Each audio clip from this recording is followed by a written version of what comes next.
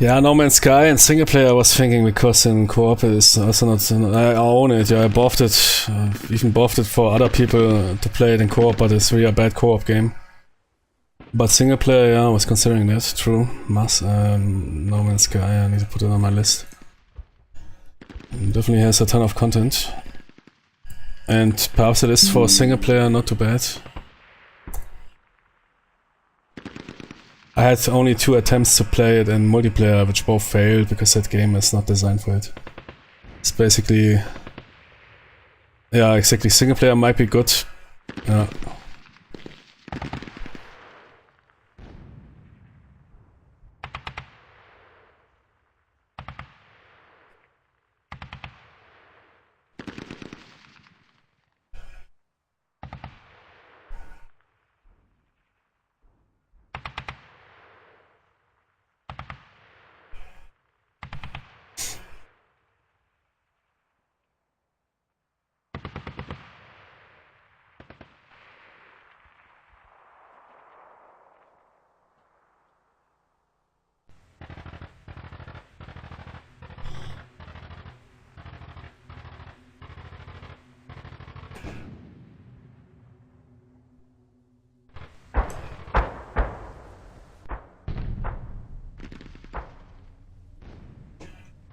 Good, so let's play the US Airborne D-Day campaign. There's 2. Okay, check that one. Oh no. I think I will play the other one. Wait, I remember this. Did I play this?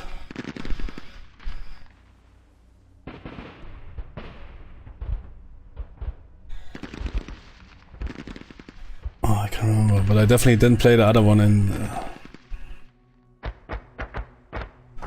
Let's quick check what we will encounter. 82nd, Arm for the Will.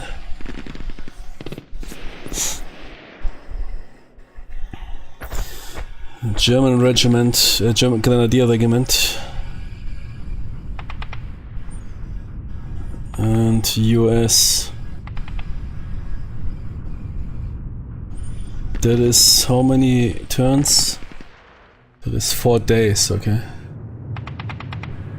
Yeah, Staring Abyss, I checked it out. It's also a Matrix Tatooine game, right? Some sort of XCOM underwater.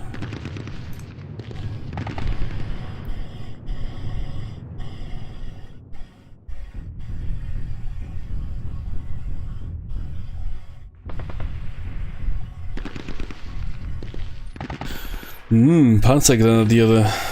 Ja. That is... so 4 days. Okay, check the OOB. How big it is.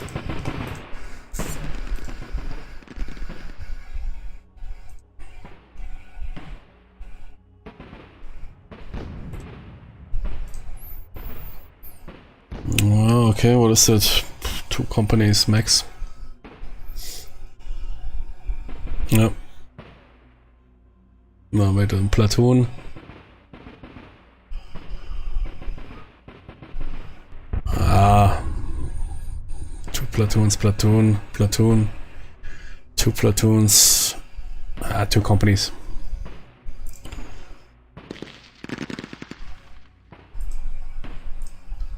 I can't decide which one. Okay, here.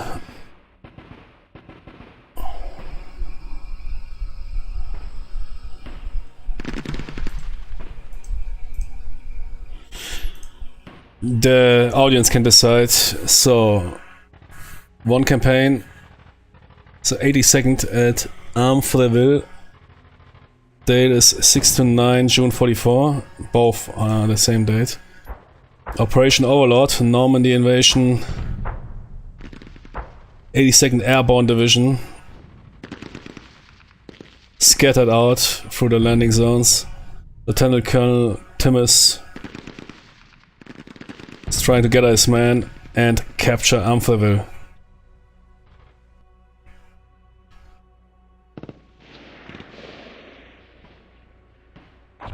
Yeah, let's play this one here, come on.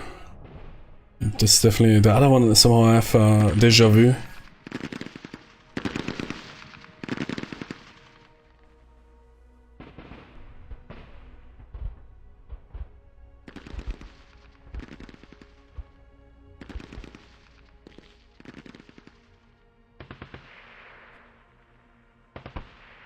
Okay, can we play this in... Yeah, we can play this in HD, okay.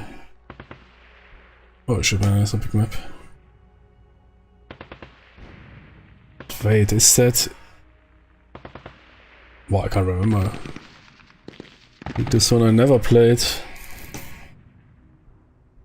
Ah, then it was the other one I played, the multiplayer, okay, and it's screwed up. This here is completely new.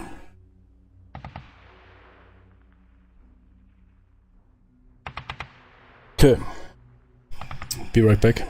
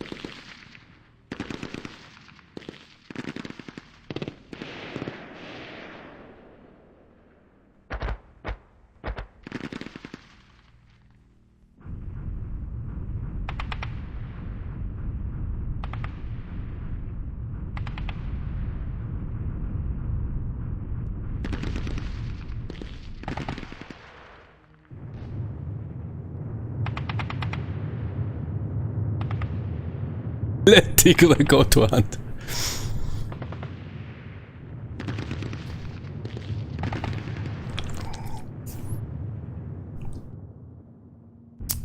Man, I once had a French dude called Tigre. Dude made campaigns for EL2 Tank Crew. What's going on with EL2 Tank Crew? Nothing, I guess. I played his campaigns. I said, yeah, there's a lot of missions, but somehow struggles a bit with the presentation. Dude really got mad and rambled, man, on the EL2 Somoic forum. Became really angry. Then I said, Jimmy, man, I didn't even talk that much bad about your mod. I just said what could be better, but it's still great to have that content. Then the entire EL2 Somoic Tank Crew forum came after me. Which means it was 3 guys, yeah. The entire EL2 Somoic forum crew came after me, 3 dudes, yeah. I left. But I didn't leave without calling one of those dudes Timmys. But they didn't realize, yeah, Timmy is a derogatory term. If I say Jimmy, Jimmy is good. If I say Peter Fisla, then you are a god. If I say Timmy, that is not good.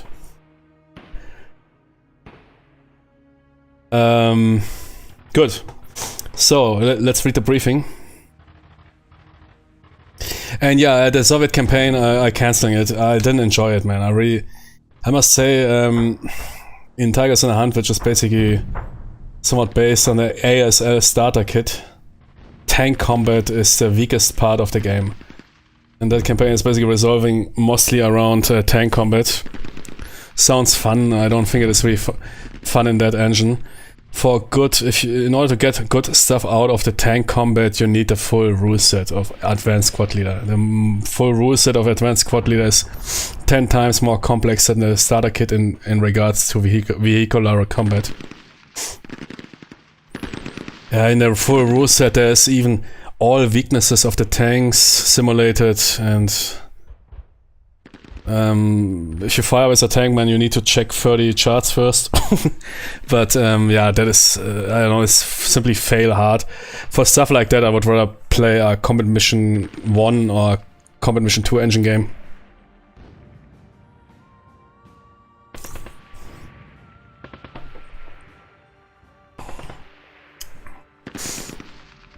Or Panzer. There's a single player module for Panzer, but I never could dig into that. Yeah, Tony is also good. Tony is your hero, yeah. But Timmy is rather a kid, or somebody that is not the sharpest tool in the shed. He called me all. You can be happy that he is making free content. That dude now left the forum, man. He is, I don't know, I hope he's fine, but... Yeah, but EL2 Tank Crew is awesome, man. It's a really promising game. It was EL2 Tank Crew really simulated well the long-range World War II tank combat, because all other sims are focused on those close engagement distances. While Kursk indeed saw those bigger engagement distances, yeah, with those long-range 8.8s.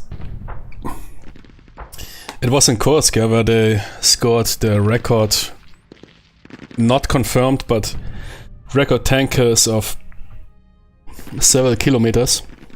Which was rather in normal combat operations complete. Seldom. Yeah, Kursk was definitely a tank graveyard. Okay, briefing. So yeah, this 6th June Operation Overlord is about to commence, and yeah, 82nd is going in Airborne. And we are participating in the Boston mission. Landing. It is a landing of the 82nd Airborne Division on both sides of the Maderet River around Ste Mer Église. Oh yeah. The 82nd... But airborne landing, I guess. Normally you don't call it landing, but okay.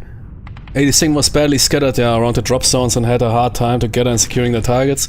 Lieutenant Colonel Tims, found himself alone after a flooded marsh. He managed to get a 10 man by 4 AM. At dawn they marched towards Amfreville. As they folk, Americans were already in fighting there. Soon more men joined in a small party and reached Amfreville. It became clear that the Germans were not engaged by other Americans but firing at them. They had to retreat and took cover in a nearby orchard that would be named Tim's Orchard. They were not in contact with either units and had to fight by themselves. Soon more men joined in. After 4 days of fighting, the 82nd managed to clear the area and clear the western side of the Maderet River. Calling a river in French Merde is never a good idea. I guess a lot of Merde went down there. Ah yeah, cool. Sounds interesting. This will be here some small unit actions over 4 days. Very cool. Very cool for the campaign engineer, and complete the opposite of the mass unit bombast here which she played in the Soviet campaign. And way more cover. Good, so we have here basically a platoon. Setup area is 1. So here. Is there another one? No. Here, okay. So I can decide. Exactly, I wanted to tone down a bit the war sounds.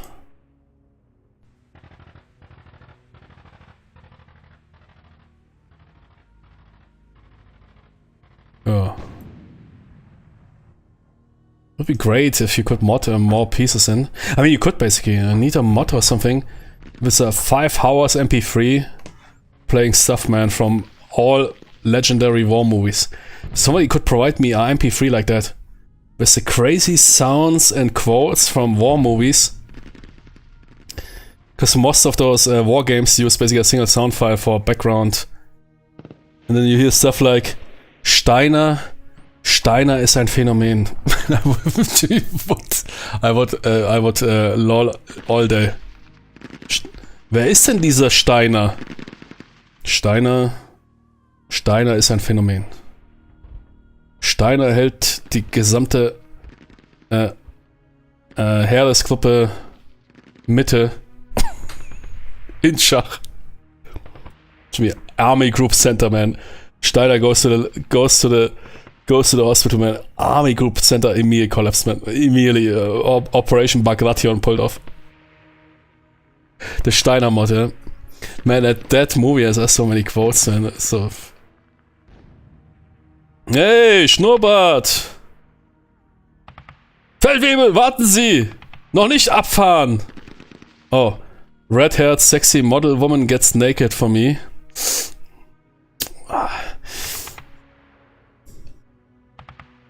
Schnurrbart! Schnurrbart! Man, those old movies were legendary. Okay, let's deploy. We have one sergeant. Guten Abend. And 2 deployment areas. Objectives, we have unknown. I think this are some... Yeah, no. We have 4 objectives here in Timmy's orchard. I will call it Timmy, yeah? Not in disrespect of Colonel Tim. But I will call it Timmy's orchard, yeah? Which means it's simply fitting. And we have our objective here, so I guess that... so a reason to... okay, that crossroads here, which will also be important for later on. Yeah, difficult. But there's a little cover, there's brush, there's open here, open area. I mean, those orchards in season, which means they will provide more cover. Would allow us at least to put pressure on Le Motte and Le Hout.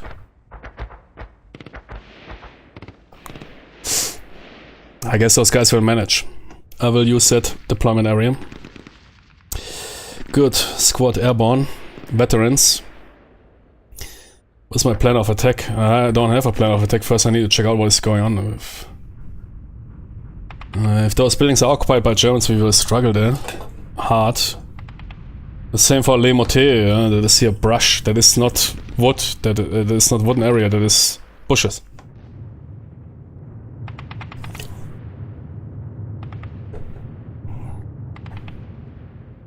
They are not breaking line of sight.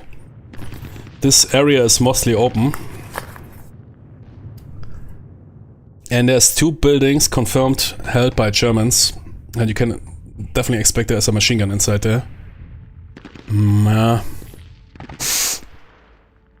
Might deploy in the rear rather. We don't... Do we have support weapons? Not really.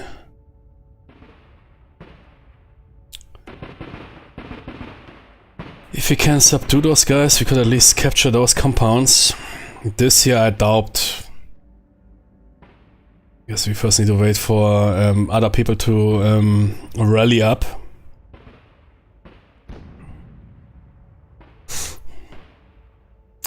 This here is probably a safer option.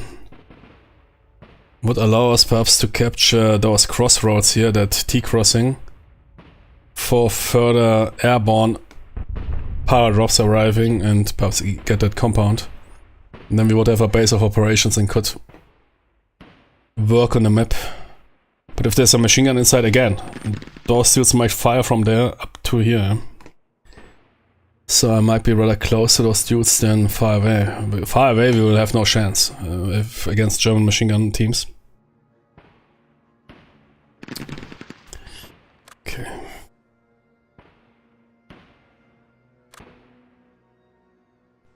Definitely. Normally, yeah, no, don't stack. Don't stack. Otherwise we're risking mass suppression. keep the sergeant with the half squad. Yeah, let's go. Yeah, cool campaign.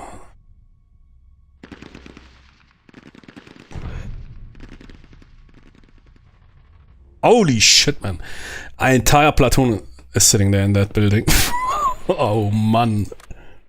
Oh, fuck. Entire platoon led by Steiner. Unteroffizier Steiner, man, is sitting in that building. Yeah, firefight. Could also push to the north, of course. Avoid. But those dudes will pin us in the open. Again, Orchid is in season, will give us cover, but it will not break line of fire. We're thinking that nurse decision here. But man, that movie, I think that is one of the most hilarious scenes. But as a kid, as a young teenager before deployment and everything, I was thinking, man, that guy is so stupid. Why, Jimmy, take the red-haired model? Now I understand, man. If you also hear that from Ukraine, from both factions, you hear that from Ukrainians and Russian soldiers.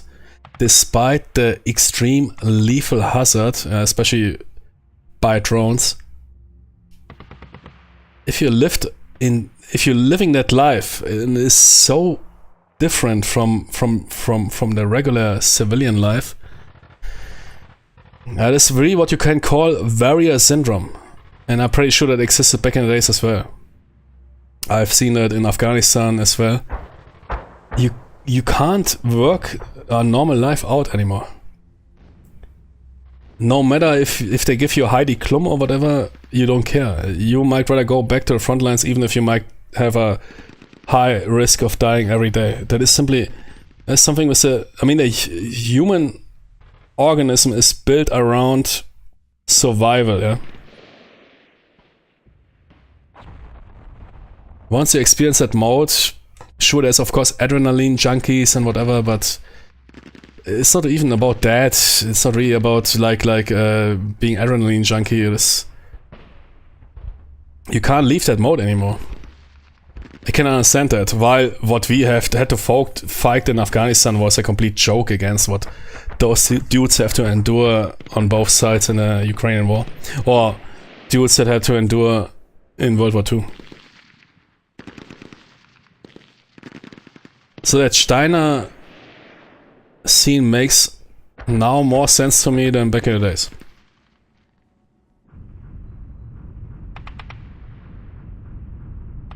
Man, dude, so much warfare.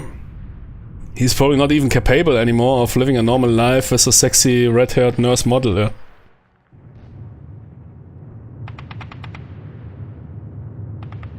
Okay.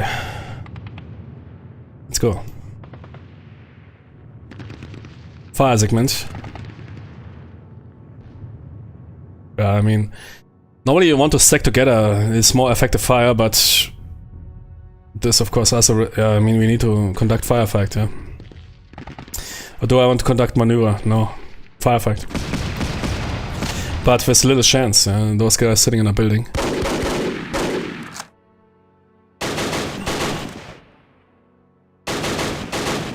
Interesting mission. We will see how that goes.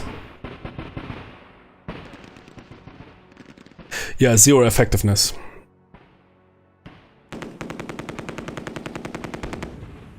Fortunately, a machine gun. Wait, what is the regular Tony's range? 4.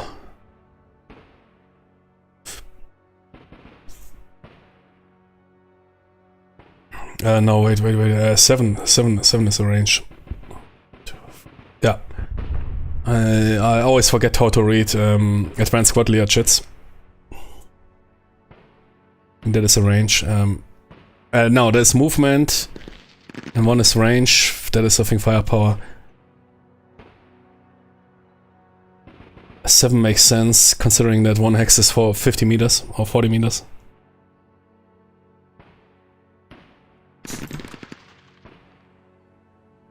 But he only fired a machine gun, okay. Advancing fire, no.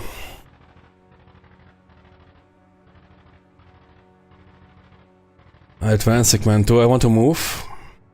I doubt that I can fight this position. I might rather go into Timmy's orchard.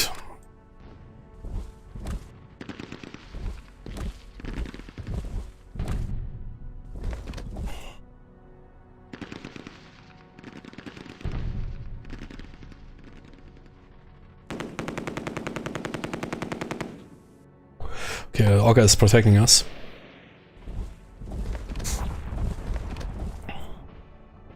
They bring up a mortar. That is not good. And that mortar can of course defy our protection there.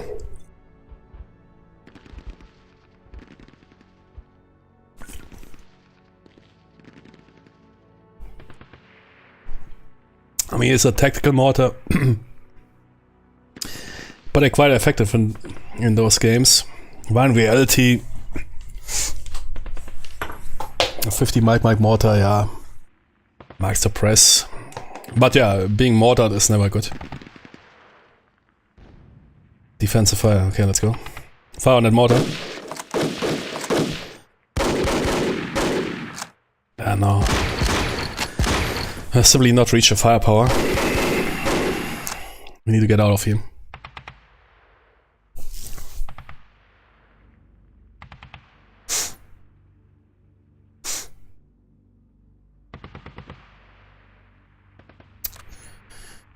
Man, but if I sprint over those buildings, we don't even know if those buildings are occupied right now. We have line of sight, but they will unleash machine gun on... What? The rifles? Yeah, the rifles can also unleash.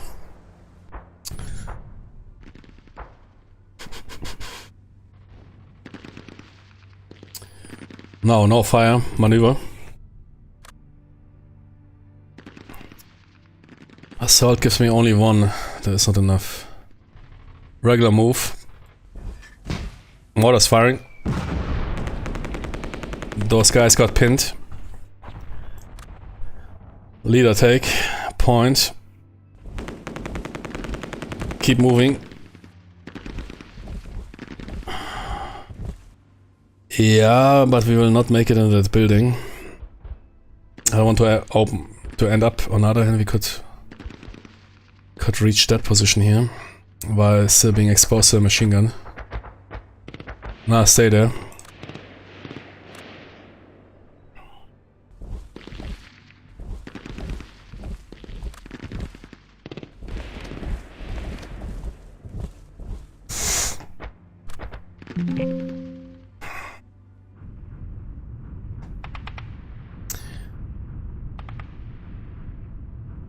Advancing fire doesn't make sense, we will hit no shit.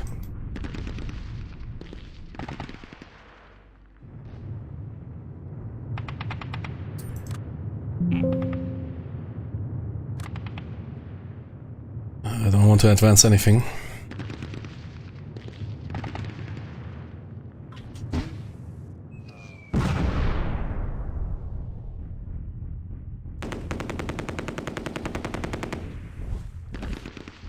Another mortar team incoming.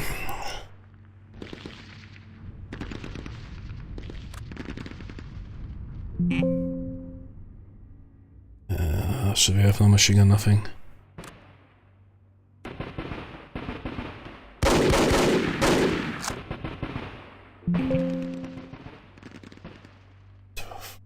Yeah. Those guys also. Are they all? 1, 2. Huh? 1, 2, 3, 4, 5, 6, 7, 8? Oh, interesting. They managed to get the fire off.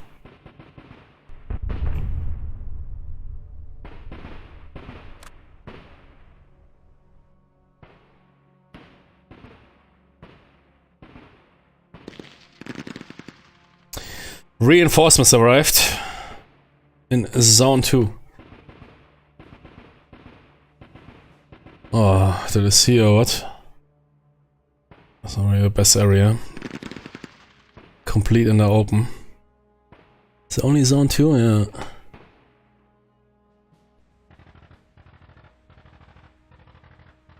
Yeah, okay. So let's see what we have here. We have basically 2 platoons with a medium machine gun and a bazooka.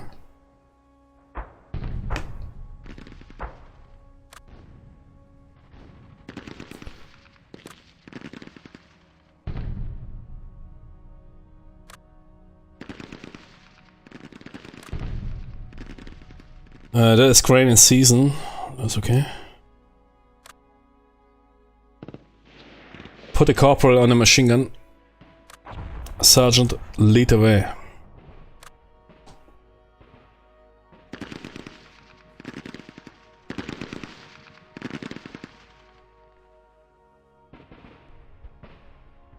For Isaac Man, can a machine gun range is... It's only an LMG. No, can't reach anything.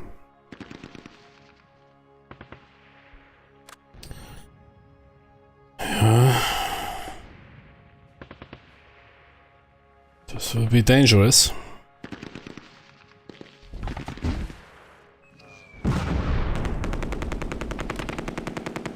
Well, and it seems like the mortars are not that crazy effective. I should have shut up. That squad suffered casualties, is broken, failed the experience check. They are now considered second line. All veterans died to that mortar.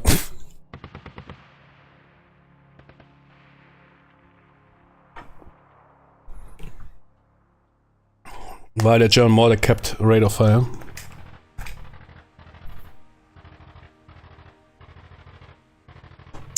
Yeah, one by one.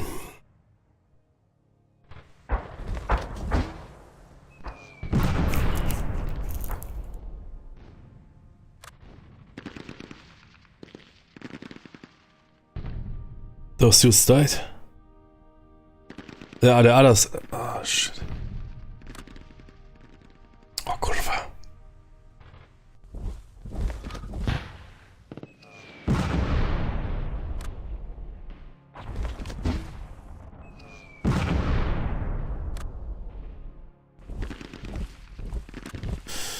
Yeah, we lost the squad.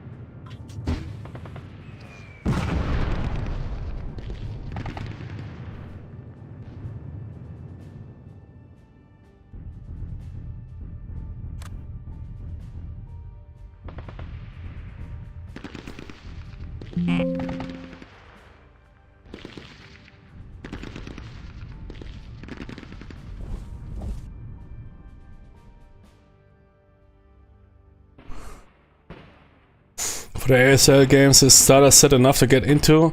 Yeah, if you specifically talk about getting into, yeah. You should start out with the starter kit.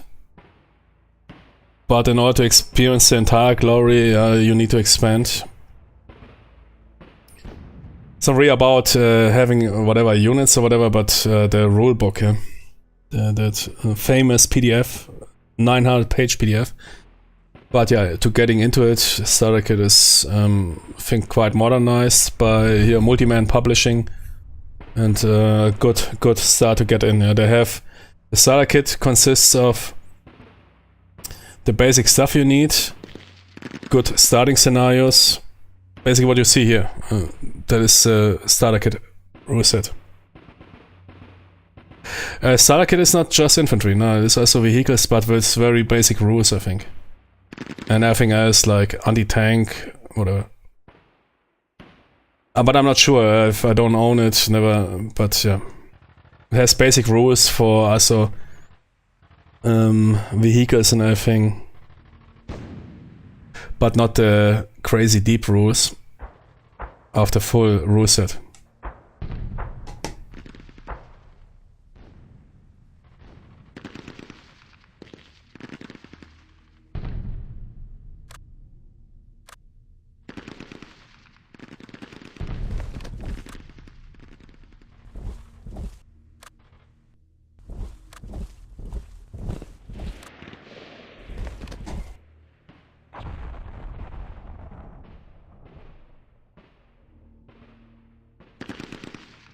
There's basically the vehicle rules like here in Tigers and Hunt. Basic stuff like what facing are you hitting on a tank? Basic armor protection versus armor penetration. But without all those often vehicle specific rules. The full rule set has... Man, they even simulate basically those shitty machine guns they had on those early World War II Soviet tanks, or also later. Those machine gun ports on bigger tanks in order to protect the vicinity of the tank. Even small airs, exactly. But to start out, yeah, ASL starter kit is way to go.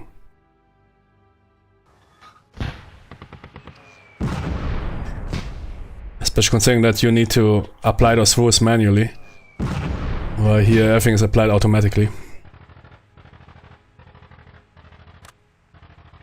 Shit, leader is broken. The platoon leader is broken. But those guys making good progress. Another machine gun popping up. 2 medium machine guns sitting in a single building, firing across all the map.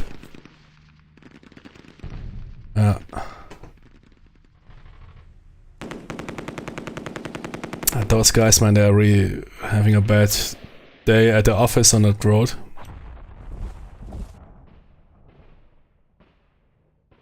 Yeah, defensive fire. This is a medium machine gun. They can't fire because they moved, I think. Or can they?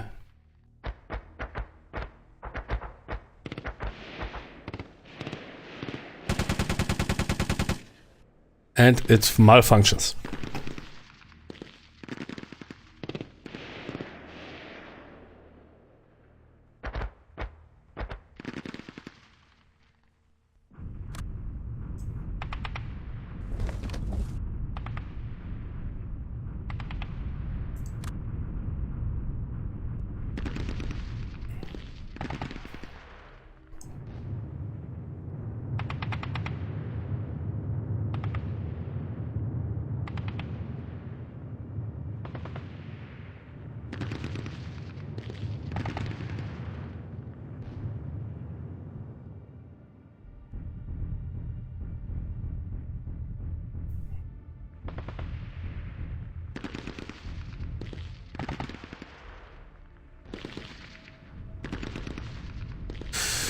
Okay, keep moving.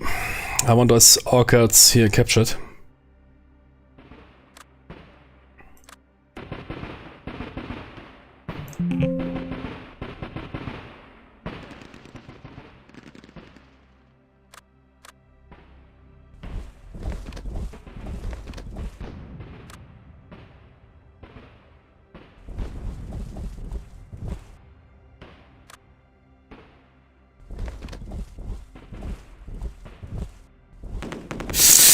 Oh, kurwa! Shit, the guy's got broken heart. Broken heart syndrome. Yeah, what I'm supposed to do, man? It's fucking two machine guns firing, man. MMGs, so they have even optics.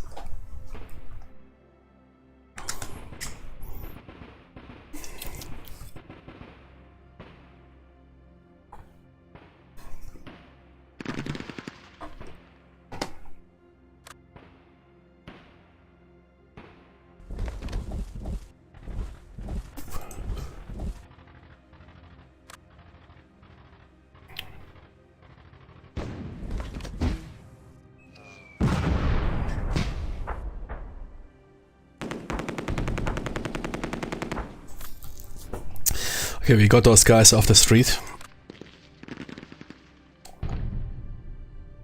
Good, one platoon, yeah, conduct defense to the south. I guess that's the best we can do.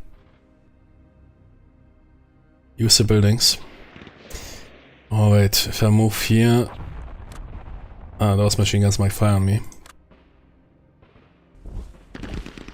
Now conduct an assault.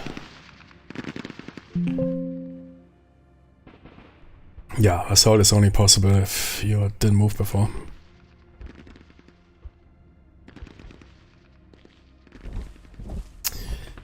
Hit that building.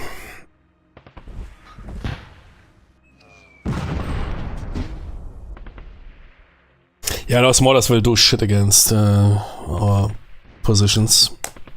As long as we are in the buildings.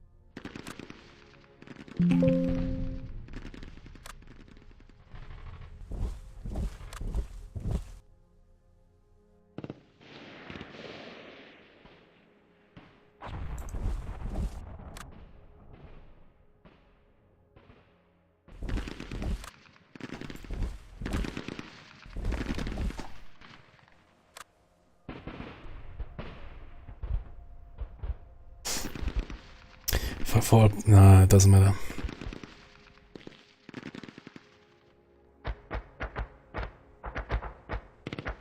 Good, machine gun is repaired.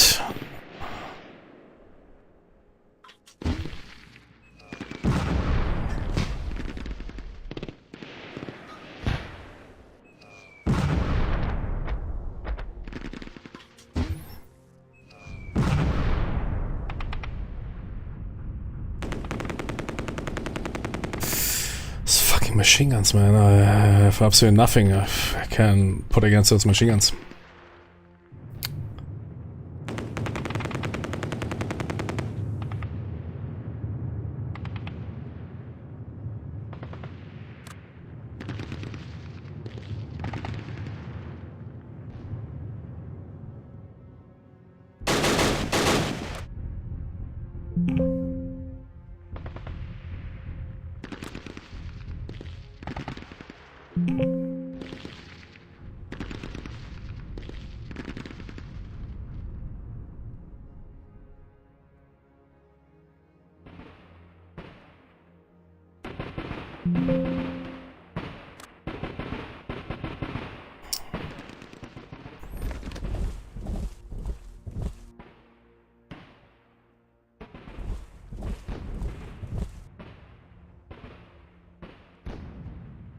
I see all the differences how fast that now plays.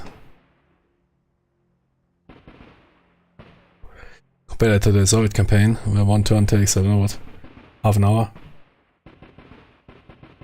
But yeah, the speed is of course now slowed down, the operational speed. We have here infantry, which can't do really much. We can capture those points, okay, but then we have to sit ducks and wait for reinforcements. There's absolutely nothing I can do here. We pinned that mortar team, which is not really important. I should rather focus on a platoon here with a machine gun. But I don't want those dudes firing into the orchard.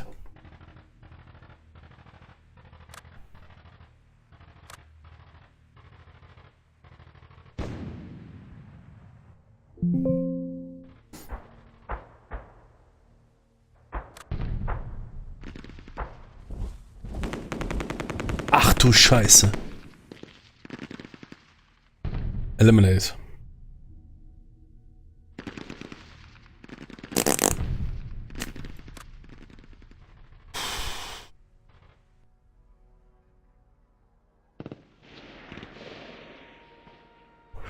That's for capturing those bullshit flags. It doesn't matter even if you capture it now or later.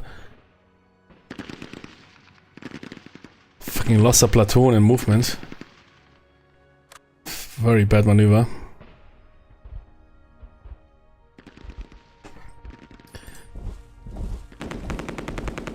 Fucking keep moving. But we'll definitely not establish range.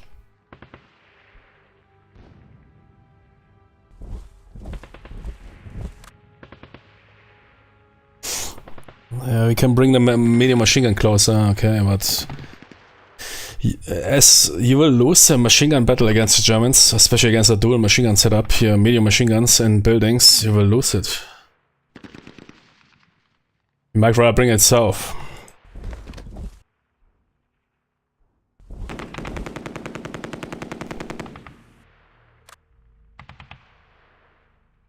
Sergeant recovered.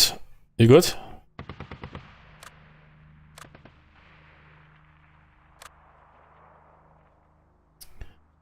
The machine gun has a leader, but that dude is currently pinned. No problem.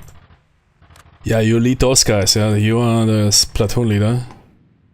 Hit those Jimmies, yeah.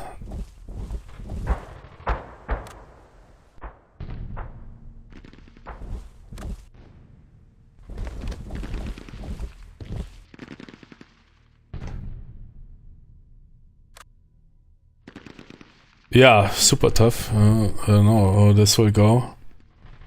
After losing that squad, I was even thinking about restarting.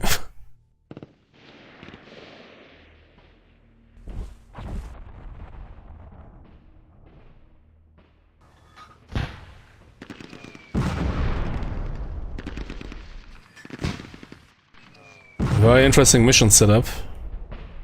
But quite authentic. You might be stuck somewhere while a machine gun rains down on you and you can't do shit. That is Airborne for you, huh? Just can hope that reinforcements arrive. We can somehow top these bastards.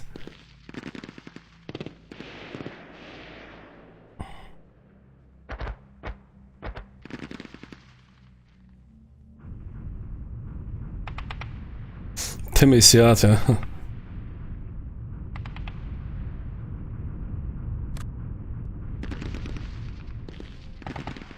But doesn't really make sense to advance. Can't fight that machine gun from that range. Okay, what do we have here? We have basically 2 platoons. We should focus on that position. That here is out of question. Especially if... yeah, no, it is out of question.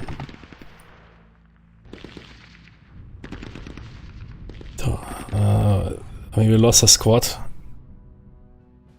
Those dudes lost a squad. Pushing on 2 machine guns is suicidal. We'd rather stay and focus in that position and first try to get fire superiority over those guys, which will be already super hard. So I might bring now both platoons into those buildings. Yeah. That is the idea.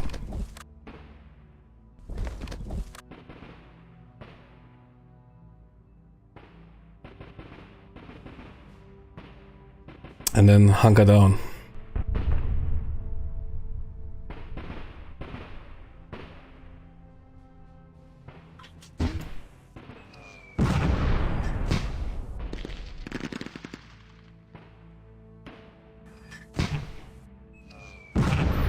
Yeah, crazy, nice tactical challenge, very unique. I can't really remember when I played last time such a scenario.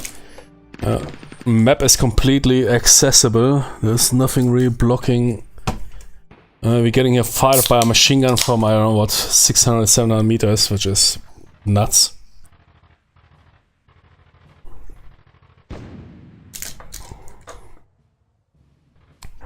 Doesn't sound much, but in infantry combat terms, covered, set up, or two covered set up machine guns in buildings, firing at you in an arcade from 600-700 meters is brutal. That is brutal. Yeah, even in modern warfare, a lot of shit you read is based on Afghanistan or whatever, but that is not really reflecting European warfare or Ukrainian warfare, for example, where even even in modern warfare, even with the drone infestation, it's even worse now. Combat range is now dropped below even World War II, with people hunkering down in or entrenching themselves because of the drones. Effective combat ranges in Ukraine dropped down to 300 to 0 meters. But we still worshipping our Afghanistan lessons, where we were fighting some Timmies sitting on a mountain, and where we were thinking, man, our 5.56 can't reach out to them. That's also what you see in weapon development. Yeah? The 6.8 Mike 6-hour spear rifle, which the US will likely not put in service. I can already tell you, man, they already tried it. There was already 10 or 20 times that they wanted to replace a service rifle. I witnessed that rifle. It is the loudest weapon I've ever heard, man. It blasted my ears away. They putting a suppressor on that weapon by default, because it is so overgassed. I have never seen something like that. That suppressor is not there to make the weapon silent. It is rather to protect the firer from toxic gases. That thing is crazy. No wonder that the barrel life of those rifles is below 10,000 rounds. That thing is like a nuke. Yeah, it will penetrate body armor, man. The 6.8 Mike 6-hour spear LT, which is supposed to replace the standard issue M4 by US forces. I mean, also the Marines now switched to M4, which tells you something. The Marines operate the M16A whatever for a long time, while Army was operating M4 carbines, but M16 is more a rifle. It's not a battle rifle, but it's a longer system. I replaced it also by the M4. And now they want to replace it with an intermediate round, 6.8. It's basically a mix of 5.56 and 7.62, but high velocity, high penetrative. But still, you can't carry only 20 rounds in a mech, and you lose 40% of ammo capacity per soldier if you don't want to carry more shit. It's based on Afghanistan, on the Middle Eastern wars. In Ukraine, I would never bring a 6 spear. Fucking man, that rifle is like an explosion. I don't trust that rifle. I don't know. I doubt that they will adopt it. I doubt that they will adopt the 6.8 cartridge. I was thinking, yeah, 6.8 cartridge, great. Man, you can pierce any dude. No matter if he has level 3 armor, man, you will pierce that dude. It is an extremely powerful round, but we already had that in Cold War. Yeah, with not that powerful, but with the 7.62 cartridge battle rifles. They return to the battle rifle concept 2.0, while modern war, shown in Ukraine, even reduced combat ranges to 300 meters minus. Even lower than World War II, because of their high entrenchment and the danger of drones. Everybody is sitting there. What a tree line that was by standard doctrine defended by 2 or 3 squads, or 3 squads are basically a platoon, is now defended by 2 dudes entrenched into crazy mole holes. But you have now 20 drones for that.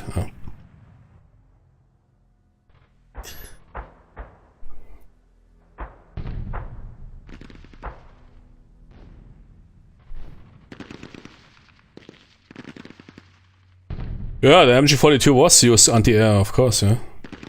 The MG42 is nothing really super special. I mean, the machine gun that Germans used beforehand was already quite potent. What was it here? The MG 38 or 36, I always mix it up. The reason why the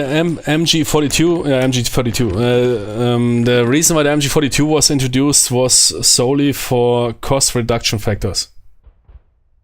To streamline production and produce more machine guns.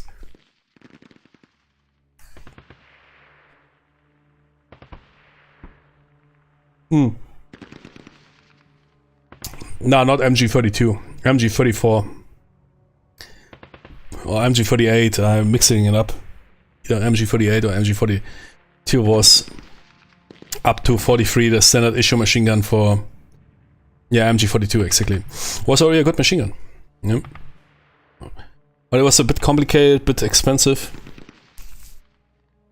The crazy rate of fire of the MG42, nobody needs that. Yeah, that's also why in the NATO configuration, the MG3, which is basically a modernized MG42, they even installed a brake. You call it a brake in order to reduce that machine gun.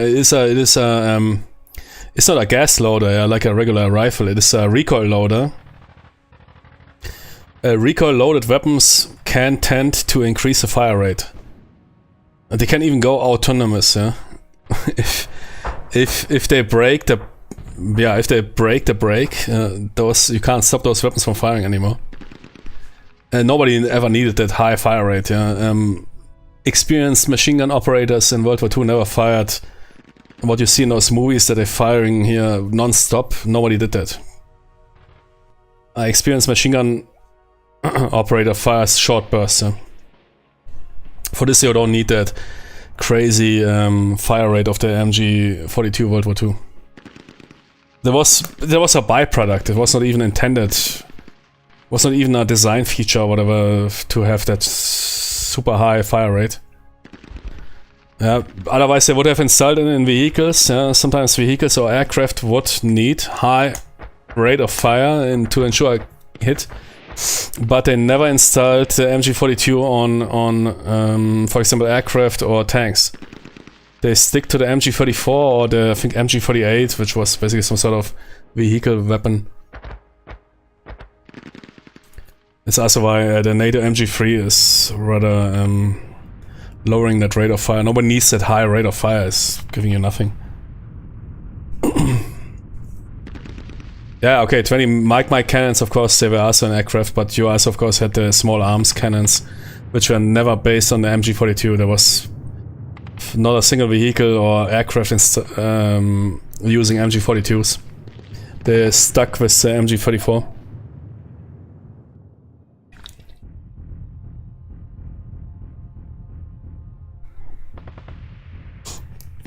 So reason for the MG42's existence is cost. But it was a pretty good system, that's why any modern MMG is based on it. Or LMG even. I mean, the Mini-Me principle was, of course, quite... The here Belgian Mini-Me was, of course, also post-World War II and leading design, which led to that squad artillery weapon, or what they call it, SAW, yeah. Having a compact machine gun which you can even wield around in close quarters combat. The M249, which is basically a Mini-Me. The mini machine gun, yeah.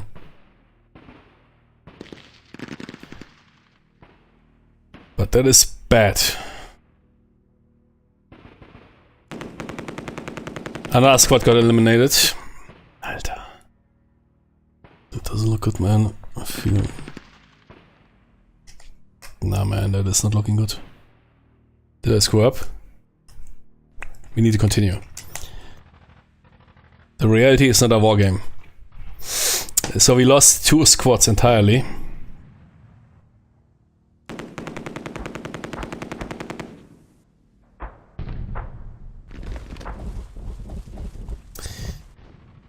And they bring in a platoon. Infantry platoon is incoming. We need to occupy those buildings and hold out, yeah. This everything else is a lost cause.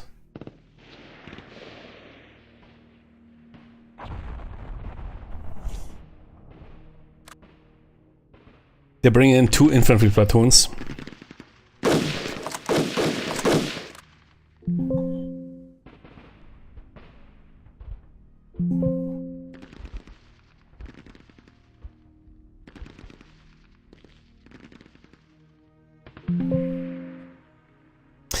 Because it's a half squad, yeah. Half squads can't fire together, yeah. Basically, busy operating the machine gun. Which does shit.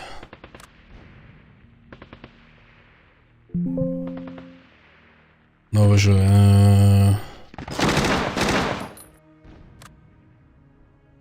looks brutal.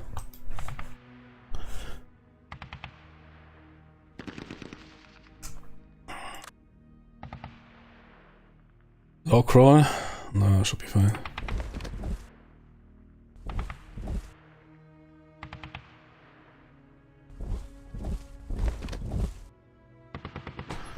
Good. Sergeant escaped, but he lost his squad.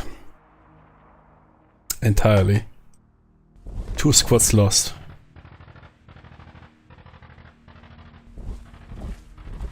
Two enemy platoons advancing. 2 mortar teams suppressing us. 1 entire platoon as fire support. 2 machine guns. Jimmy, that is the airborne experience. Oh man, that mortar is coming in, okay. Yeah, so we have now company-sized forces maneuvering on us. Yeah, I think we can handle that. Yeah, but I think the 6.8 cartridge, a lot of people were criticizing Germany or other European nations for not adopting it, but rather going for the HK416, that Kar-15 mix-up with HK parts, which is also a unnecessary weapon. I mean, it's definitely liked. A lot of SRF operators like that Jimmy M4s are always had fans. I can understand that. It's a compact system. But Jimmy, G36K84 way better. G36K84.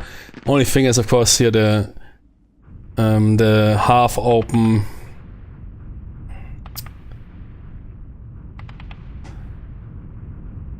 But I think that was also a scam. Those claims that the weapon is not firing, that the barrels are bending or whatever, I think that was all a scam. Never heard a veteran talking about that. It was only some Jimmies, some testers or whatever. Some testimonials. Now we are adopting new rifles, yeah, sure. I wonder who makes money out of that.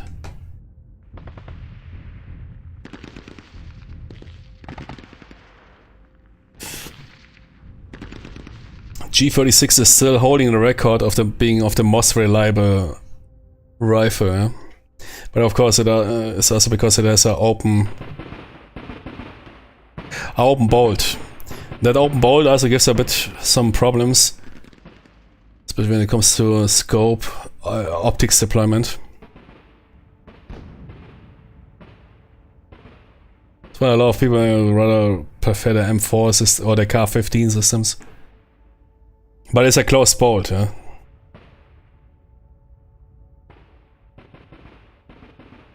Closed bolt means more jams, but normally if you have a top quality Kar-15 system, like top quality here, who is here in the US making the best M4s? Daniel's Defense, right? Can you get an AM4 for $500 or you can get an AM4 for $5,000?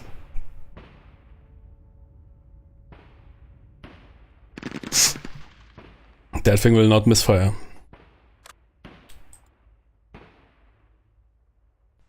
Timmy Incorporated makes money out of that. They have countless. Colt is not even making the best anymore. Colt is making shitty M4s. I think the best M4s are made by, at least from what I heard from other operators, is Daniel Defense. Those dudes manufacture with real little, what do you call it? What is the term of it? In metallurgy, if you drill parts nanometer exact, which for a weapon is very important.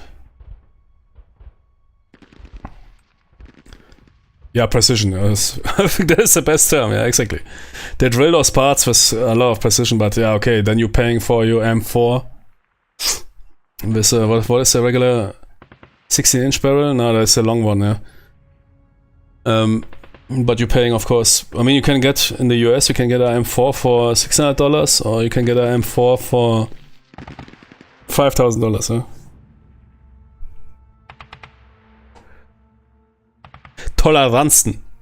Tolerances, yeah. How much do you accept? Especially for a close bolt, that is very important.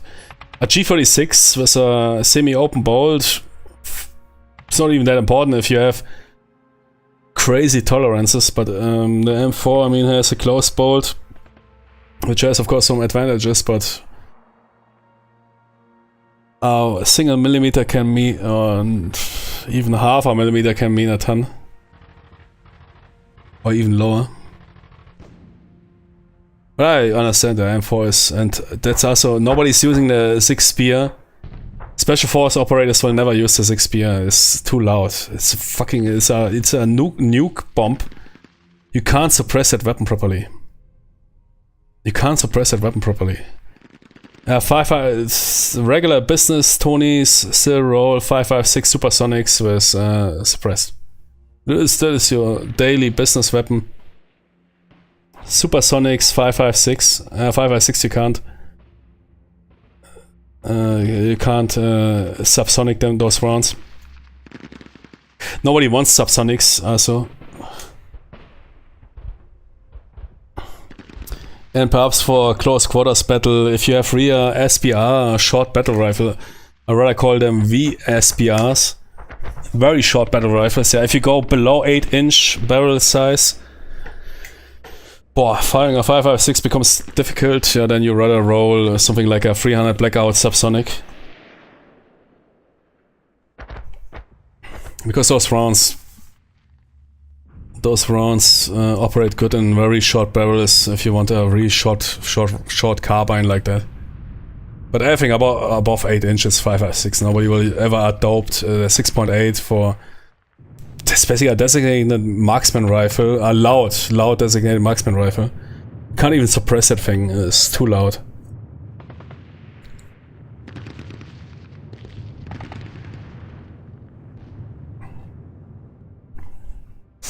I doubt that the US will adopt it in masses. They already had 10 times, it was already that they want to adopt a new rifle. They even wanted to adopt a G36, modified G36 for all their forces. They dropped the plan. And after the Ukrainian war, I guess a lot of people will realize that the 6.8 6 spear LT is, or not LT, the 6 spear is also not really future-proof. Especially carrying 40% less ammo is quite a big deal for the same weight.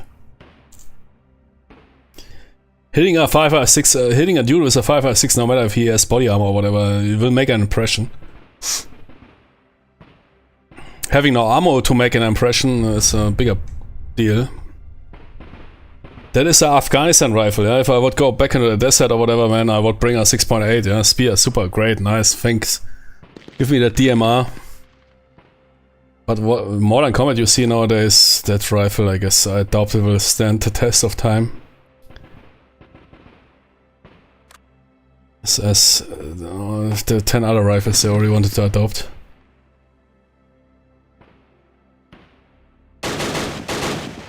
Shit.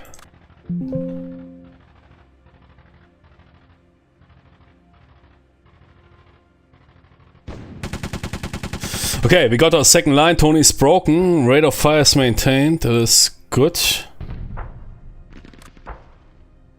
But not impressive. Okay, that is more impressive. That platoon is broken. That is changing things drastically. Are we capable of mounting an offensive operation? I doubt, with 2 German platoons incoming. I doubt, yeah. We will hunker down in those buildings and pray and wait for reinforcements. Timmy's orchard. Okay, that guy has a medium machine gun. Those Jimmies need reinforcements. Do our assault move.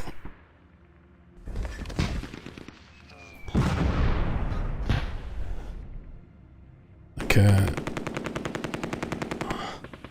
Shit, we might even abandon that building as subject to the subject of fire. Oh, Germans. I shouldn't know that. I don't want to read that. There is of course a downside of the engine, that it tells you that the enemies have a malfunction. That should be of course normally not be visible to you. But it is board gaming. It is board gaming. In a board game, if you play against some Tony and he rolls a malfunctioning machine gun, you see it of course. But from a reality standpoint, you wouldn't notice that. You might notice it that something is wrong with those dudes because they're not firing. Unfortunately, there's no option of fog of war for that. While you have fog of war at least, because there's a big advantage of video gaming in contrast to board gaming. Board gaming also, Advanced Squad Leader also tries to simulate fog of war, but it's super complicated. They use those markers, super complicated.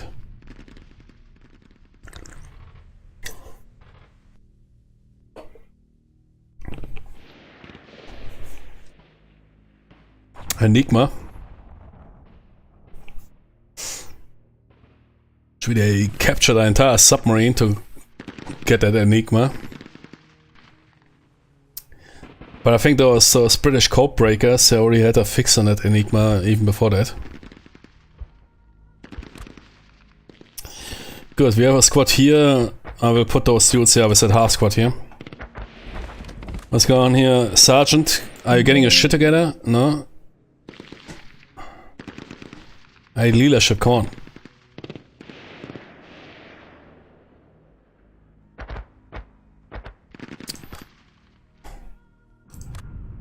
There's already a leader here. I hit that position, okay. The Poles did a lot of that work before the Brits, some French and Hungarians. You mean code breaking?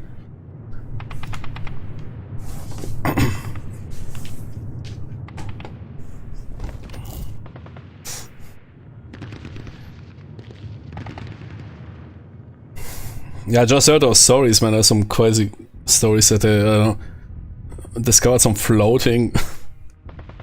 Was it Japanese? No, I don't know. Or German naval manual having, I don't know, 50% of the codes of everything.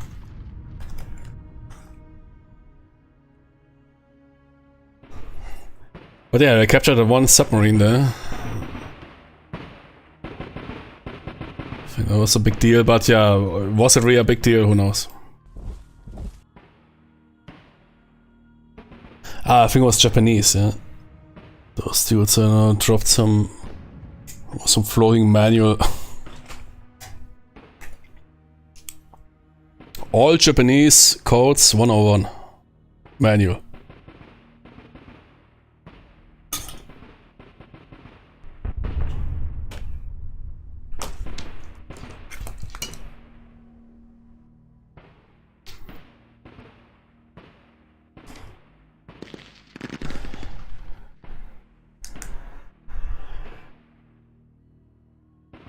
Yeah, they captured several of the Enigmas, yeah.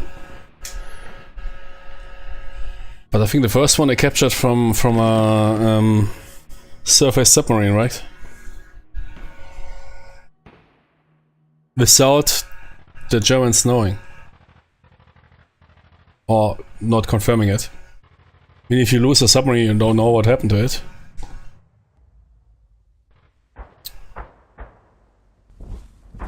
You don't know, do you need to switch out the code system? It's not a public broadcast announcing, yeah, we captured a German submarine with all Enigma codes. Yeah, that is dangerous, yeah, because then the enemy, of course, is switching everything out. And the trick is that you capture that stuff without that the enemy is knowing that you did that.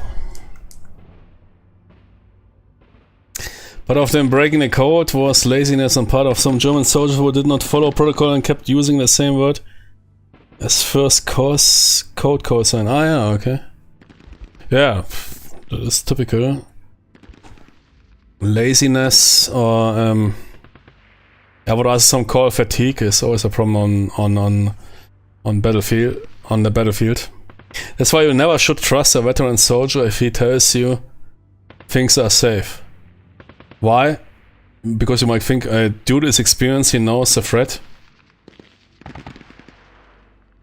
The soldiers that experience long time exposure to the front lines might grow weary and don't realize the danger. Or might grow neglect on dangers. That's what you see in Ukraine, man. Dudes rolling at daylight around, getting FPV'd. They're not stupid or whatever. They simply, if you do that job 6 months or whatever, nothing is happening. Yeah, you grow weary, you lose your guard, and then you're getting hit by a FPV.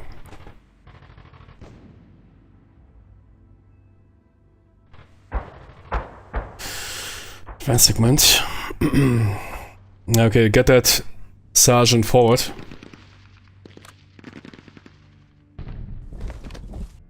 That dude will recover. Okay, now we have here some leadership going on. Would have liked to have leadership on those exposed frontline Tonys. That will be difficult. Yeah, now we are hunkering down and waiting for reinforcements and hope for the best. Okay, that dude recovered. Good.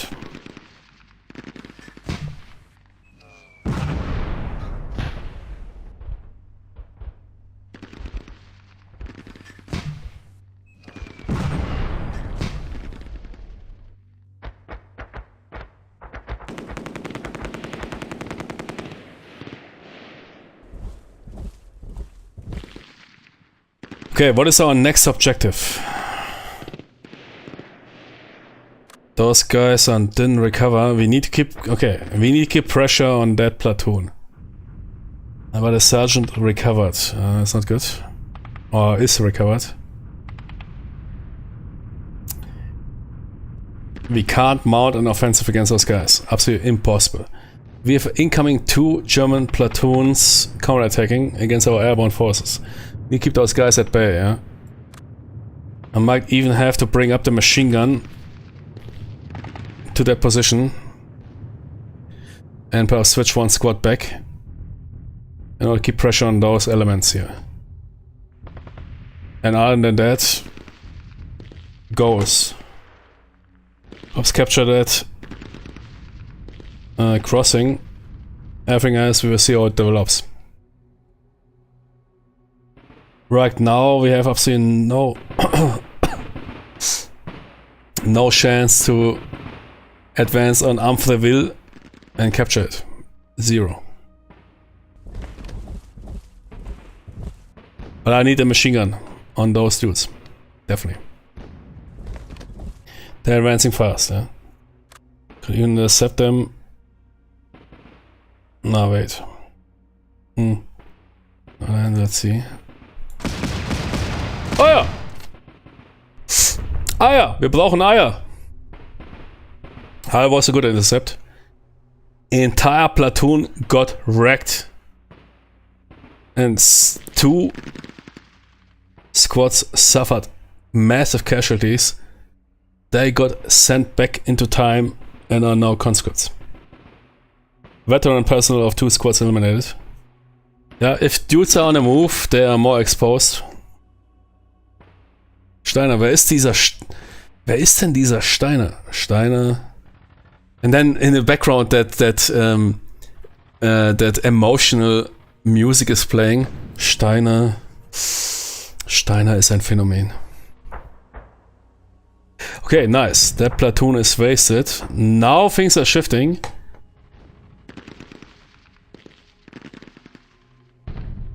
Very good. Do you receive more reinforcements? Yeah, definitely here. A ton, huh? Not really a ton. But there's still a ton of Tonys incoming. Very good.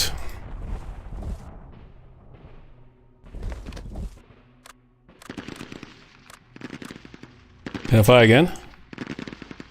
Ah, no, they're sending here piece by piece. Get broken, Tonys! We have sustained fire on those 2 positions. They can't advance past those positions without getting fired upon. Okay, those guys are waiting south. But we have final fire, I can't fire more. But those shimmies can fire. That squad advanced into the open. Not in the open, but... Jimmy, that machine gun might rip those Tonys into pieces. Huh?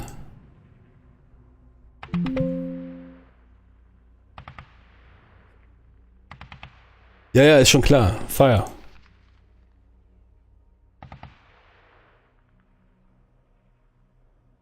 They don't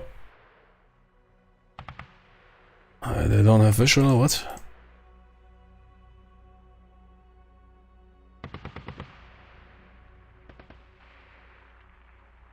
Okay. Did I fire with those dudes? No. They grayed out. Yeah, whatever. You can't fire on them. Good. Defensive fire. Give me a machine gun. Fire on those dudes. Here. That guy with a busted wing.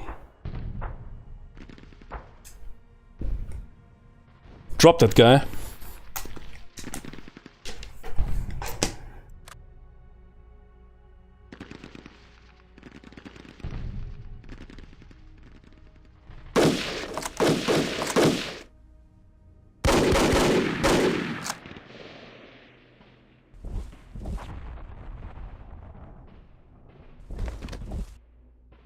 Hey, jeez, can you drop that guy? Wait.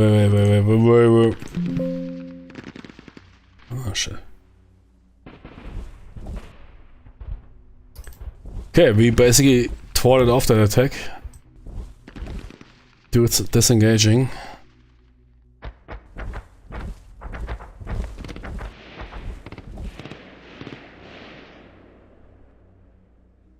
But they will come back.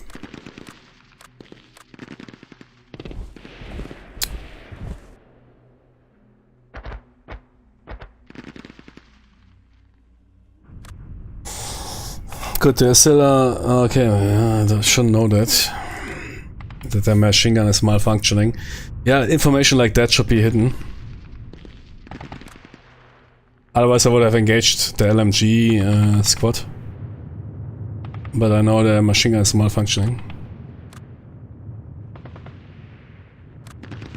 Those dudes didn't recover. Because of that leader, they will also not push out.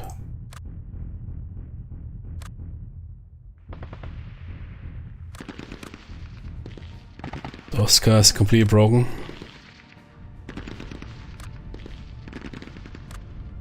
Yeah, I get that squad.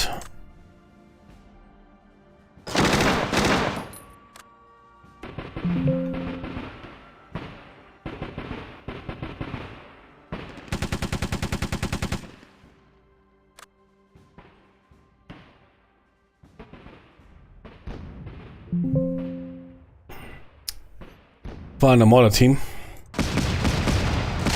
Nice. Okay, broken.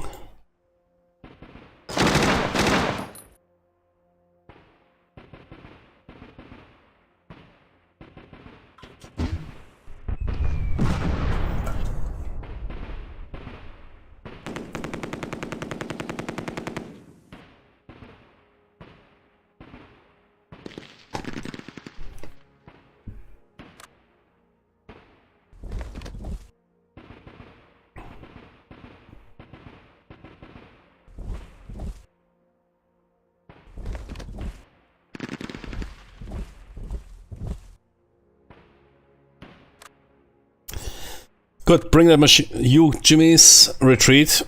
Bring that machine gun up and the corporal.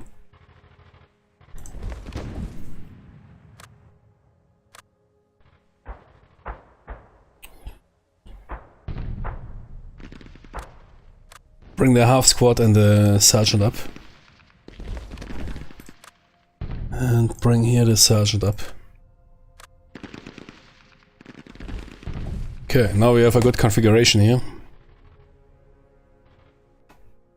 But with little to achieve from maneuver, absolutely have no capabilities to maneuver here. Against nothing. We can defend, we can suppress. Absolutely zero maneuver capability, offensive maneuver capability. Zero. Those dudes recovered. Especially with those two machine guns overwatching everything.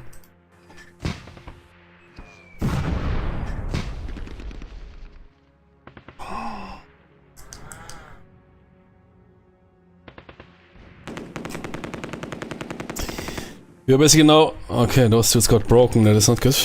We basically know, like, historically, yeah, sitting in Timmy's orchard. Neigt op, ja, was dan neigt op.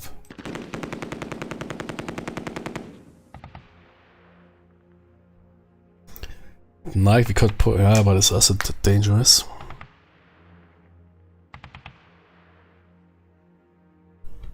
Yeah, interesting campaign.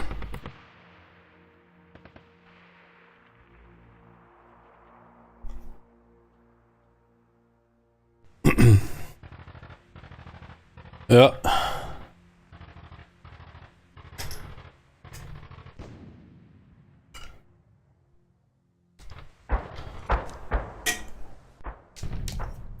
The Statue of Liberty is kaputt.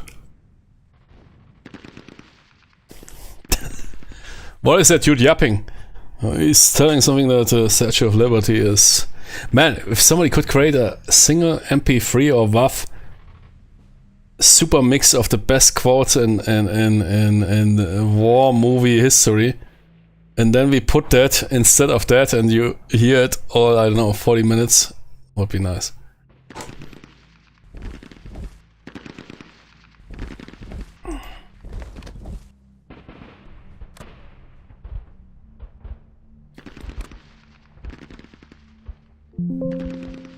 Shit. Yeah, that machine gun is now... That half squad is broken, yeah? Hope they recover.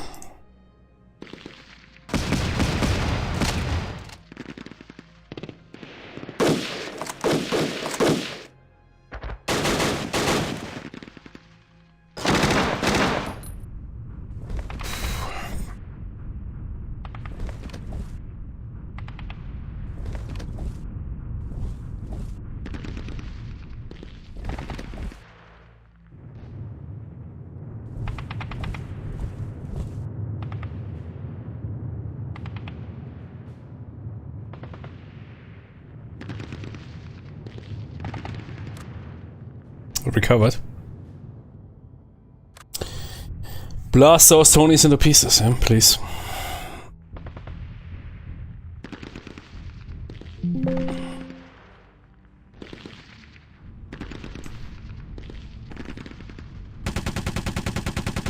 Okay, we got one squad broken, no casualties unfortunately.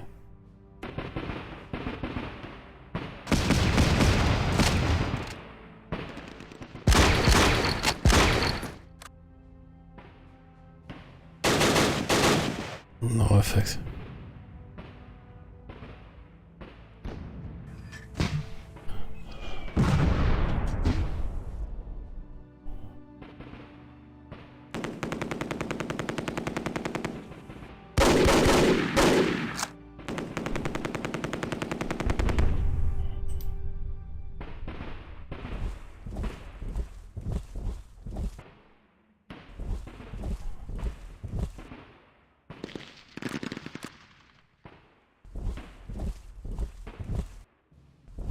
I think we can maintain it ourselves, yeah. That is our current goal, is simply to protect against that German attack.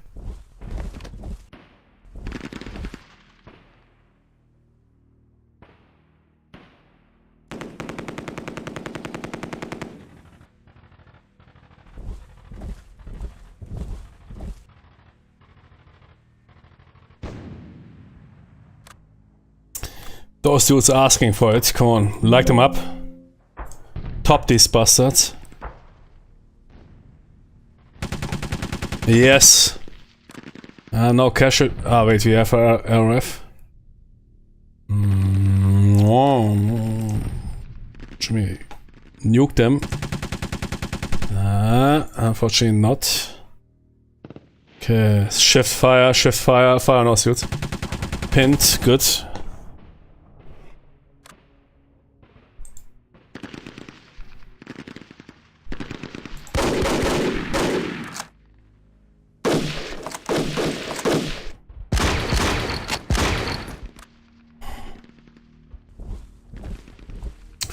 Whoa, wait, those Jimmy's running in the open.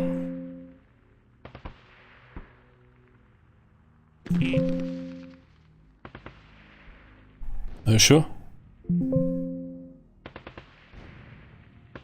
Still somewhat not sure what the interdiction rules.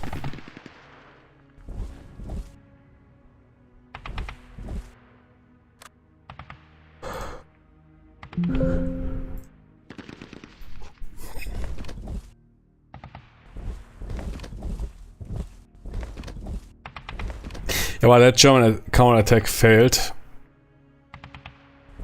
We are now safe here.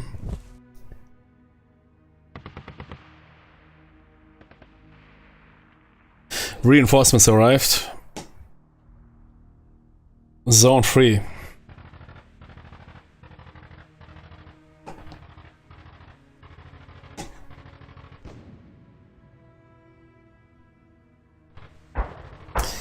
Good, those guys will capture that crossroads.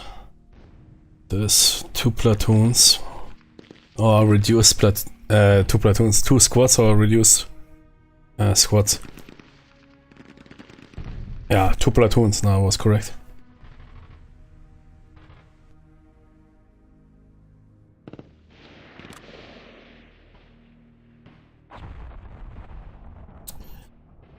Okay, first we capture that compound, those crossroads, and then roll west. And try to capture Le Motte.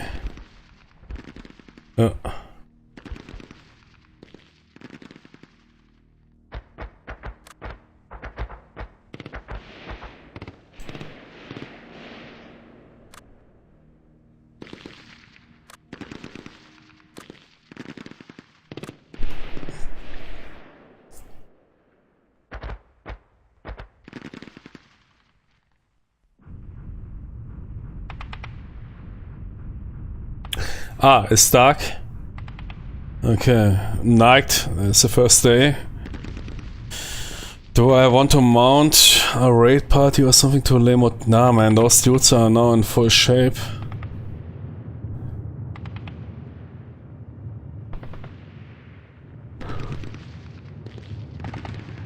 No, I can't oppose them. So I'll focus on operations here in the southeast.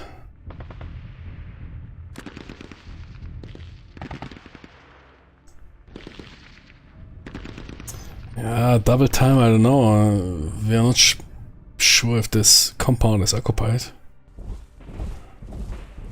Doesn't seem like.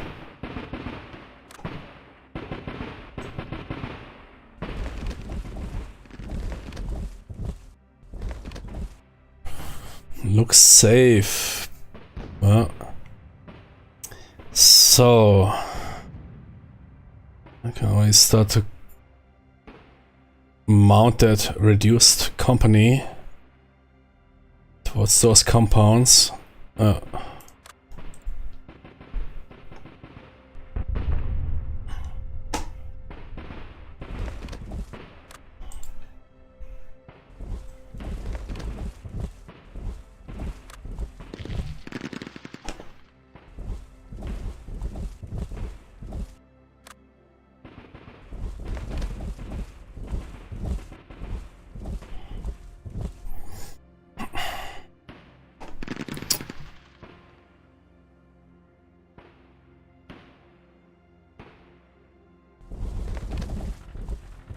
Germans pushing.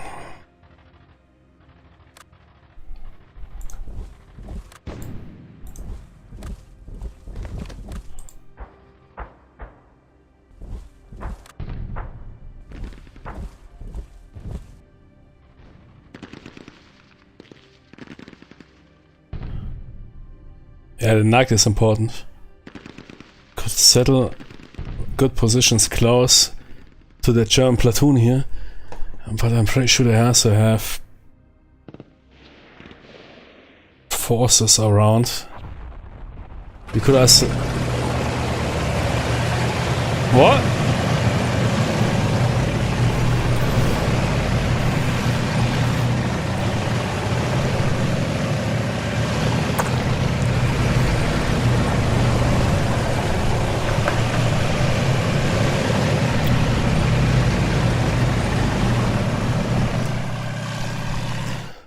Shit, man, that sounds platoon size. Radio man, that is our tanks, right? Arriving from D-Day. Sir, no. At that timeline, no allied tank should be in the vicinity of our AO. What do you tell me? That might be Steiner's tanks. Oh shit! I was just about to say, what if they have armor? Yeah. But I guess that is air cover. No, to me that is definitely tracked vehicles. And I doubt that they are ours. And that sounded platoon sized.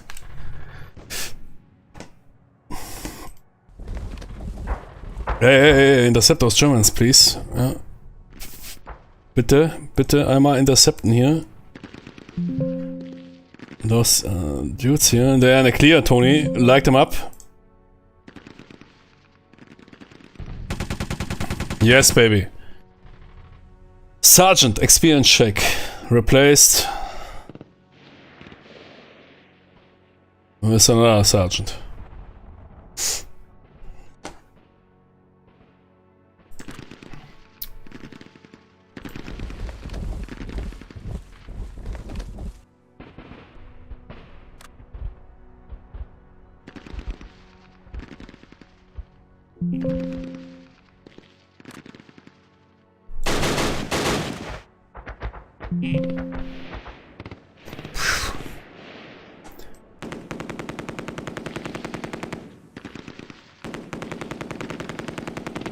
Don't forget still firing from here.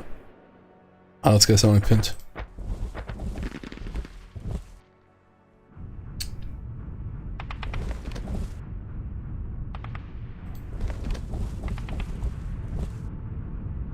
Jimmy, Germans coming closer.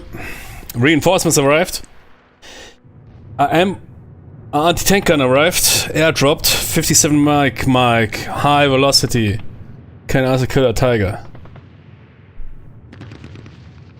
Frontal. If you drop that, Tony, below 500 meters, can kill a tiger front, yeah. 57 Mike, high velocity. Drop zone 4. There's a lot of force here. Oh, Jimmy, I don't know. I'd rather keep them close to where forces work. Otherwise I risk that I get overwhelmed by enemy forces.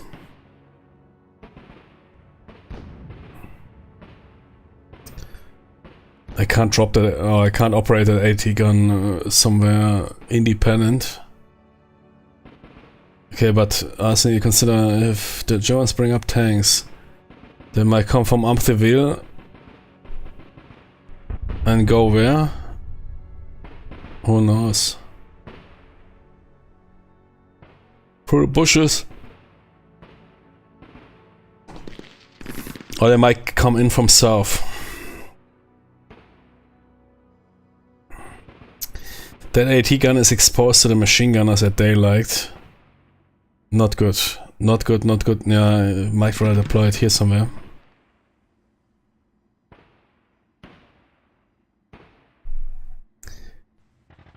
There is all kind of season, there is brush. All kind of season. Good, we got our airdropped Airborne 57 long, which can kill it. it kills. While at night it will kill nothing.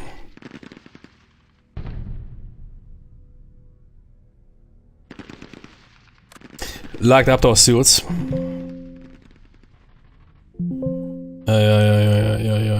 Yeah. Light up those suits. Holy shit. Casualties.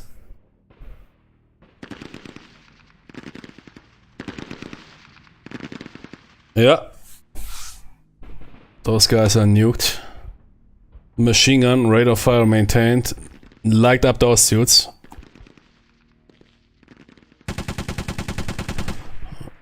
No effect. Effect. Casualties. They are now considered second line. That is, second line is still better than the Reddit army. But they're not that good anymore. That's it, okay.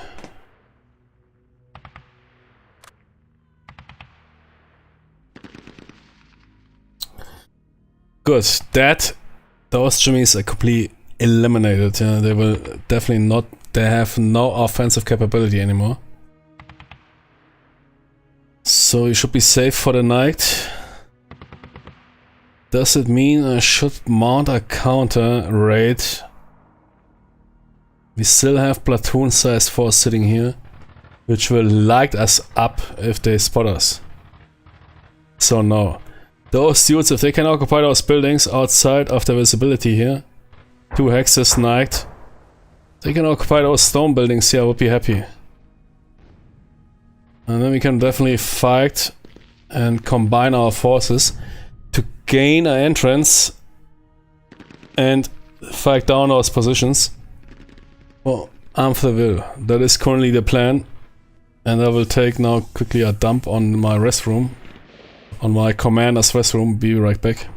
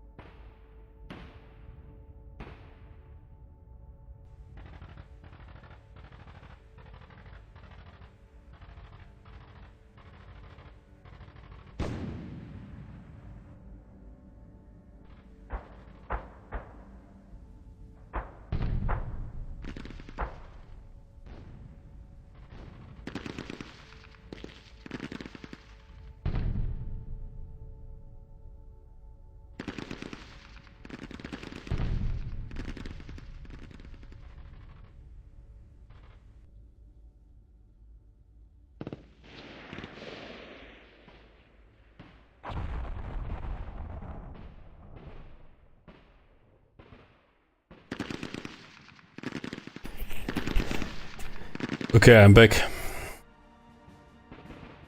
Yeah, reaching those compounds is paramount.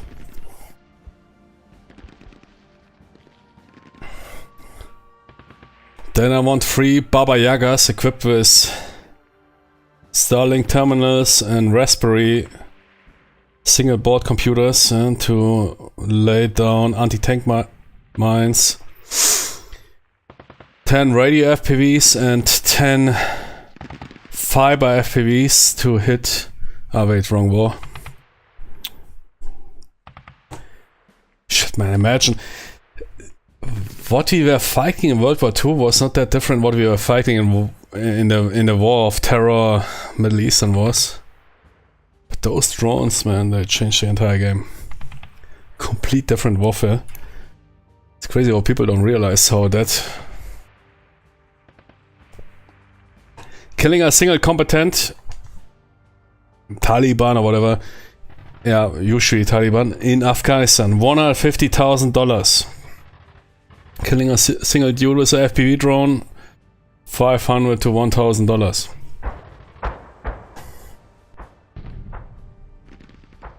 Good, fire. Those dudes fired. Everybody else is out. Might be different in Taiwan. Yeah, true, yeah, that is, you're right, yeah, with that amphibious gap, or sea gap, things might look different. At least for the attacker. Pretty sure Taiwan is also now hardcore into cheap drones, mass-produced drones. Imagine, you are a small island nation in risk of... That's why I say amphibious invasions in modern warfare are almost impossible. They were already close to impossible in World War II. Germany Normandy occupied Germany would have never suffered an amphibious invasion if they wouldn't have been weakened by the Eastern Front or southern Italy, Sicily, Husky. You can't mount an amphibious invasion against a strong enemy. That was already the message of the day in World War II. Nowadays it's even worse. Imagine you try to mount a amphibious operation and say against Taiwan, and those dudes launch cheap ass drones. Yeah, lasers, blah blah blah, and whatever. Lasers cost 100 times more. So people like to ignore physics. Lasers, sure, can heat up. They don't shoot down drones, they heat up drones or heat up parts of drones. For this you need a good machine recognition. It's not real AI. It is visual machine recognition. There is a drone. Let's go for it. Whoever had at least some basic education knows a laser that is heating up shit to destroy it will also heat up molecules on the way to it. Check the footage of laser weapons exist since 10-15 years. Now check the footage out, or the testing footage. Where is it happening? Always in a desert or in arid environment. Why is that? Because of the low humidity. If you have a laser beam that is heating shit up, it will also heat up O2 molecules on the way. If you have a high humidity, like in the European theater, it will heat up water molecules on the way to the target. What happens if you heat up a O2 molecule? It goes in a gas state. What is it creating then? It is creating mist. Will you see the target after that? No. The laser gets degraded.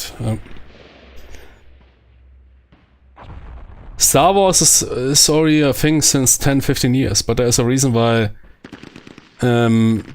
major forces are not investing too much into lasers, because they have very high limitations.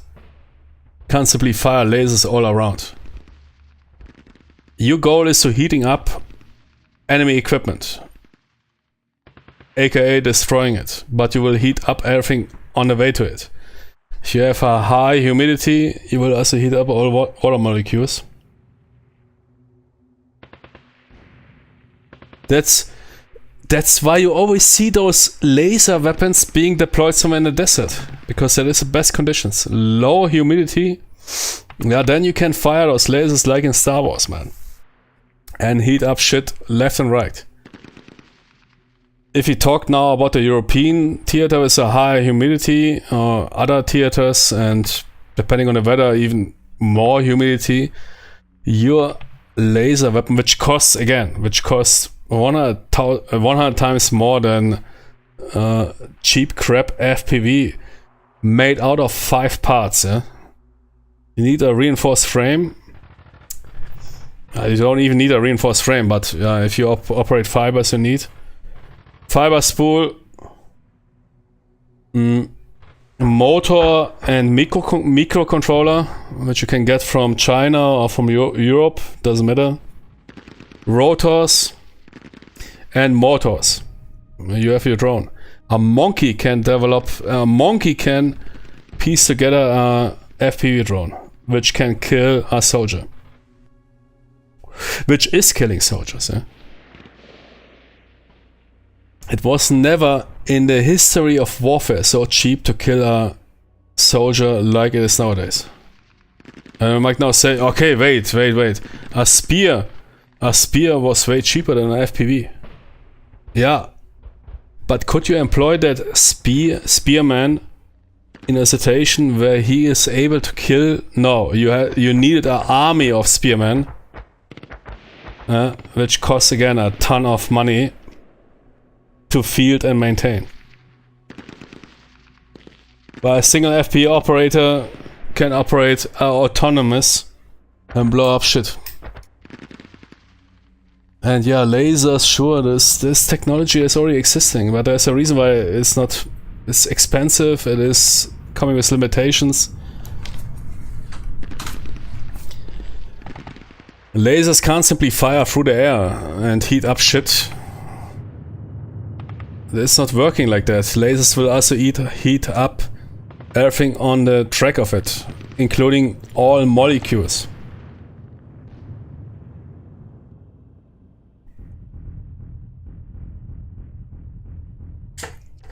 We don't have the technology that you can heat up. Like in Star Wars, you can fire at some Jimmy and nuke him. That would require laser technology that is smart. Oh wait, there is a water molecule. Better not heat that up. Ah wait, there is a FPV battery. Better heat that Jimmy up and kill it.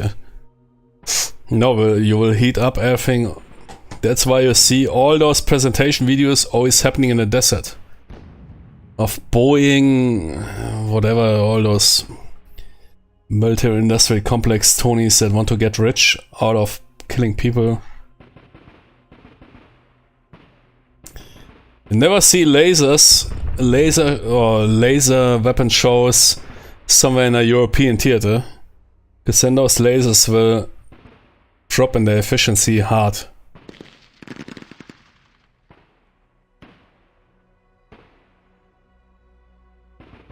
A laser, you can heat up shit and destroy it, yeah. We already have the technology for 40 years or whatever.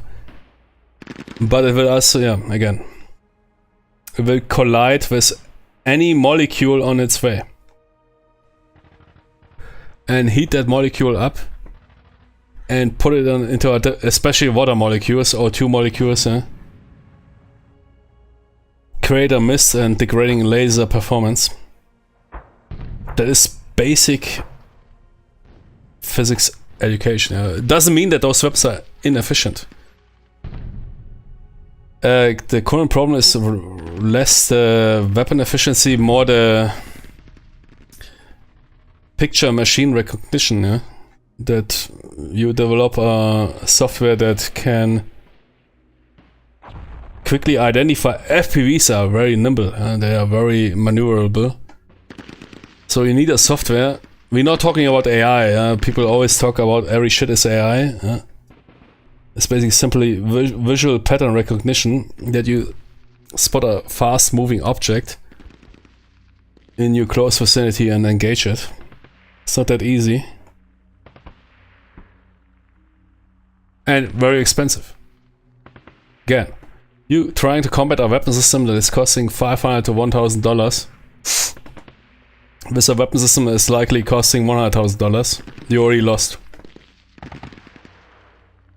When the Ukrainian war ends, there will be a massive push for... I mean, the US is already rolling in. They're rolling in this autonomous stuff. We will end up with stuff where a single monkey with little training can operate 20 drones.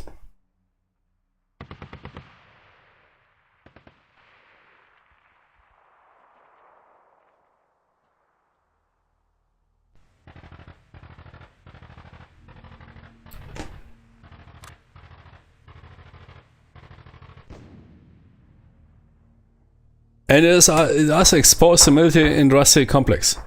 Switchblades, yeah. Man, Germany also developed drones costing 100... Here, the tactical drone. I don't think it was German. Who was it? The Norwegians. This microcopter. It costs $100,000. It's a tactical drone designed for supporting infantry elements. You're carrying a screen with you, a tablet, and the drone has a flight time of 10 minutes. $100,000. Complete a joke, man. Yeah, that's the only thing that protects you, underground. I mean, those Baba Yagas or vampire drones, they are somewhat countering it. Yeah, they can carry up to 10-15 pounds of payload. Yeah, if you drop here a couple of anti-tank mines on a underground dugout, it can definitely screw you up. The problem is with those drones, they are super slow and super slow and heavy and everything. It's basically modified here drones. What do you call those drones here? Who basically Landwirtschaft. Who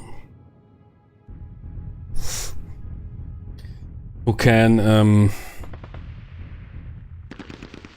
basically fly farming. Yeah, exactly. Farming drones that can fly over your field and water them. Yeah, that's what those drones were designed for. To make farming less expensive. That is what the Baba Yaga is. A Baba Yaga is a big drone. If you want extended range, you attach a Starlink terminal to it.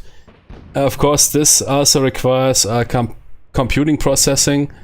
For this, you need a single circuit board computer, which the most prominent is Raspberry. You attach that to that drone, and then you have extended range drone. Yeah.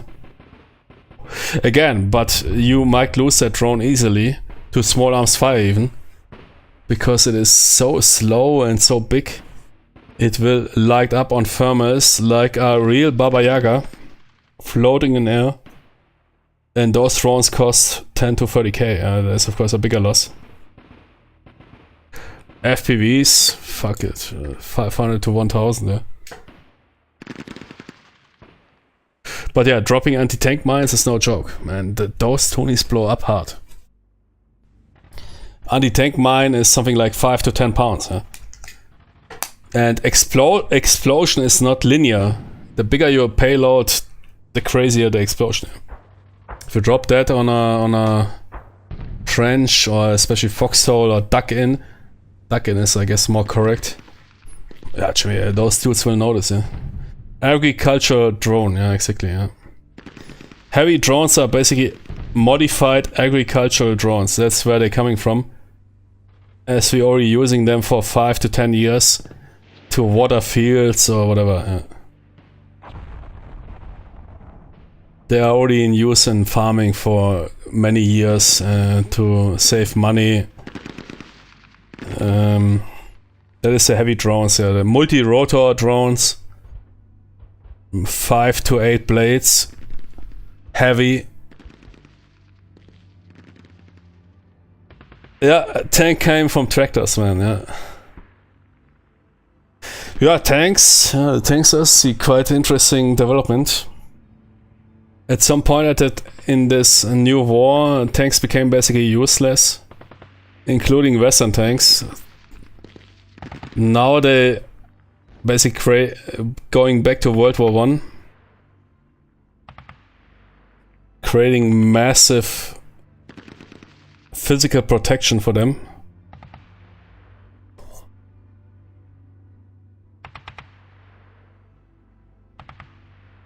In order to ensure that those tanks will survive at least some drone onslaught. I've seen tanks that survived 10 FPV impacts. With their massive cages and everything. Crazy, yeah? Whole history. Same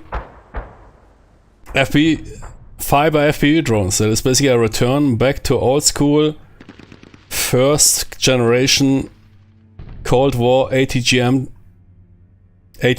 which were operated on wire. Yeah? The TOW, yeah? The classic TOW is operated on wire.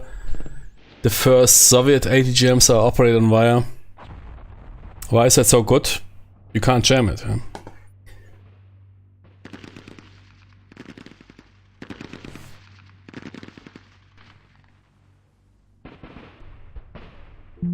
Okay, let's roll.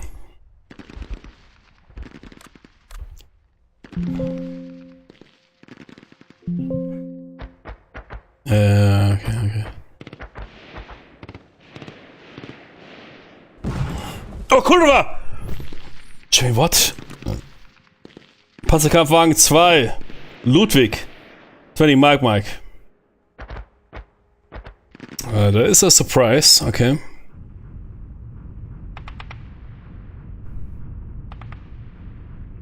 Yeah, we encountered a recon tank.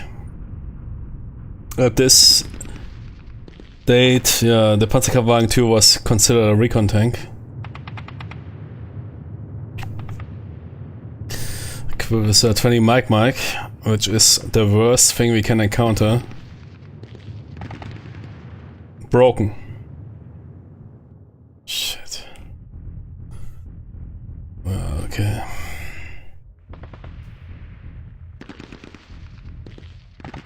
Yeah, change of plans. You could assault it, yeah. Panzerkampfwagen 2 is not hard to overcome, but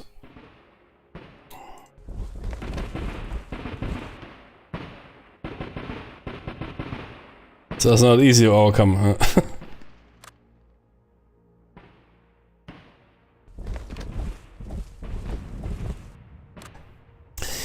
Those dudes have a bazooka, but they are broken. Shit.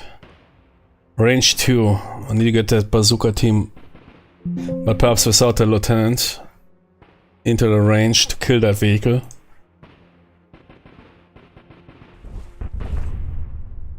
That doesn't look good.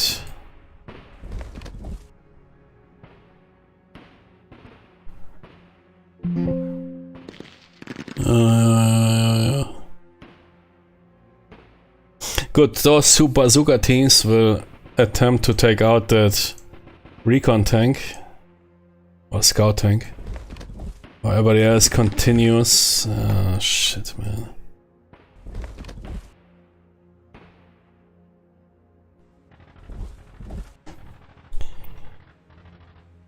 That bazooka is broken.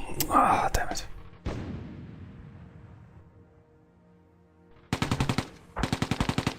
Casualties. casualties.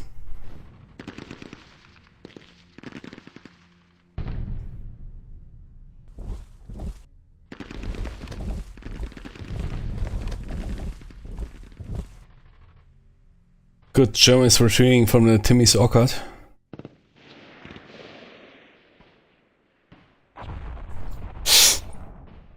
Mini Bazooka.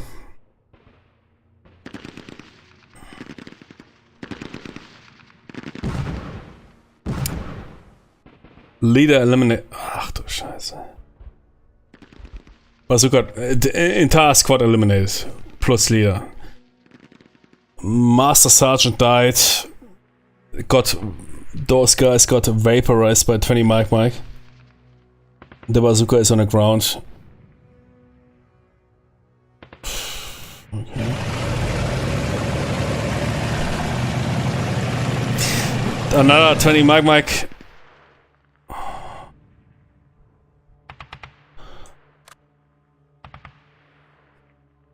Another Panzerkampfwagen 2. Ludwig incoming. Do we have a bazooka? No. Anti-tank gun? Yeah. We is still night. Visibility is below 100 meters.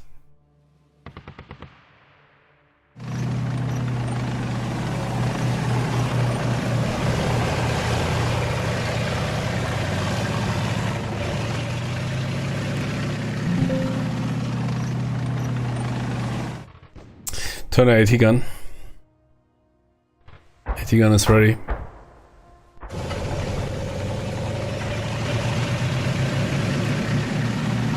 Wait. Okay, blow it up. Oh fuck, wait. No, blow it up. Blow those Timmies up.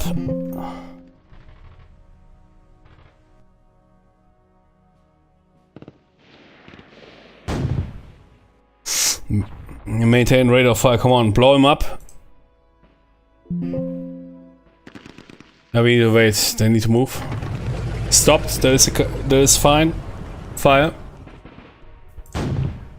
Oh, kurwa, Mist.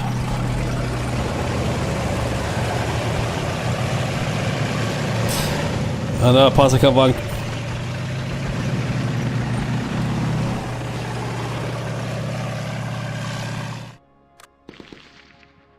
No bazookas.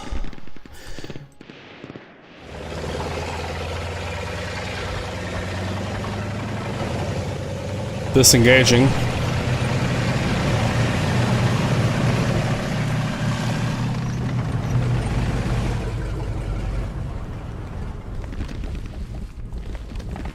We'll close assault those tanks. Defensive fire. I mean, try it, yeah. Perhaps you can stun them or whatever.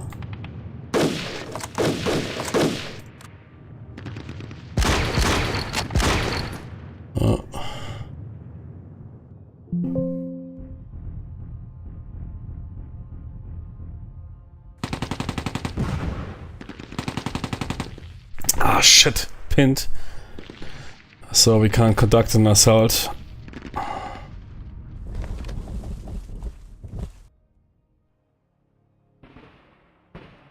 Is anything throughout?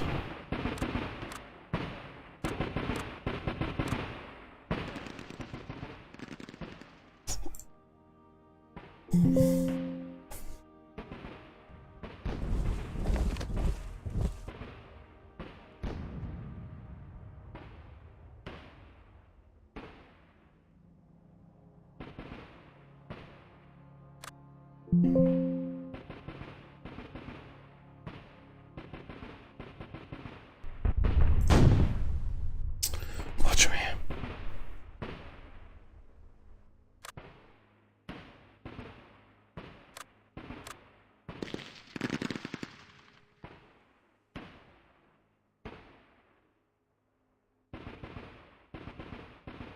Let's get in a brush.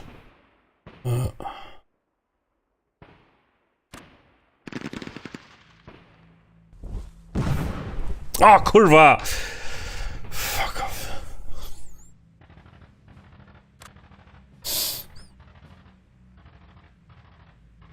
Continue, push. Good.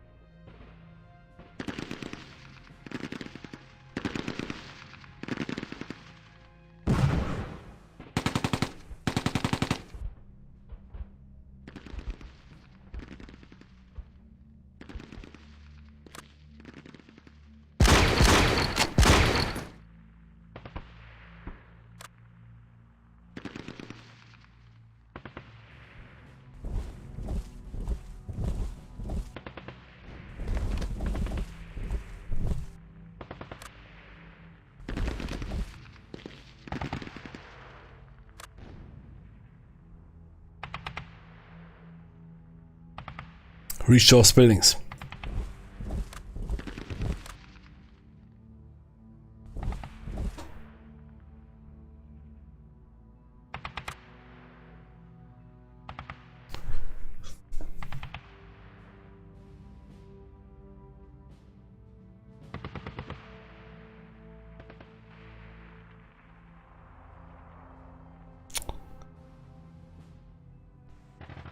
Wait, I forgot to close assault.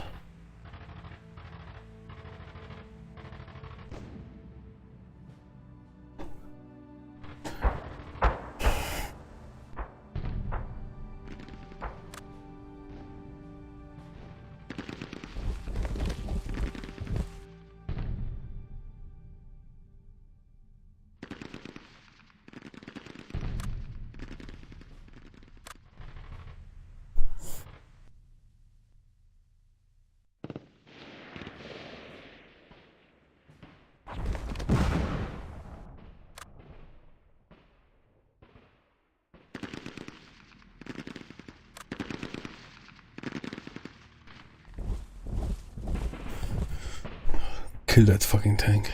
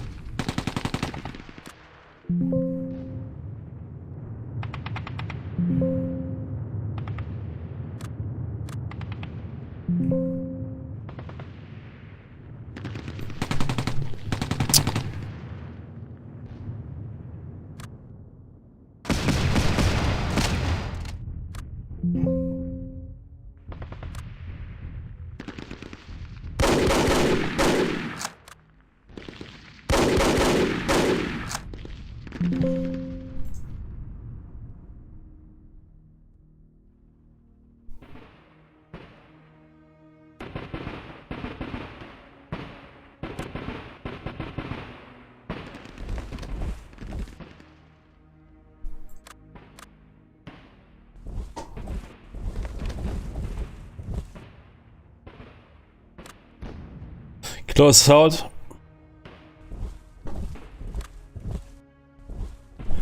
Kill those things. It is nighttime, come on. It's the worst horror possible for a tank in low light conditions being swamped by infantry.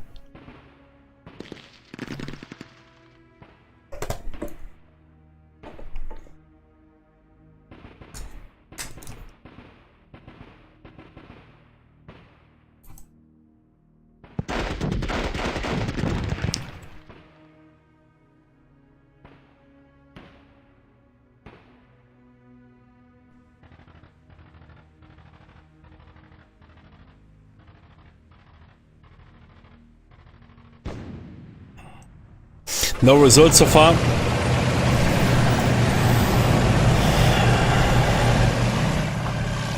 The problem is that Airborne might be not equipped with makeshift do-it-yourself anti-tank weapons at that point.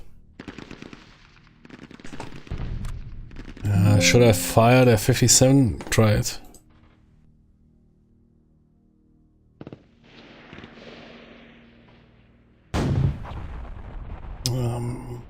Try again. Nice! Okay, one tank killed. Good hit.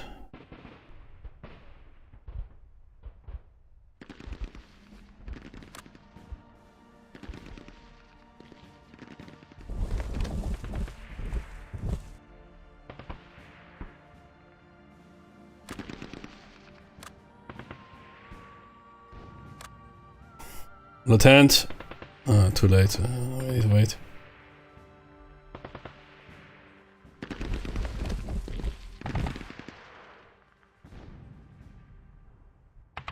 Oh, kurwa. What's that? Entire platoon sitting here, or reduced platoon. Yeah, I was expecting that. Yeah, the Germans, of course, had that covered. Now we are in serious trouble. Once the light conditions improve, this reduced platoon here will get vaporized, which means what is 11? How long do we have nighttime? 12.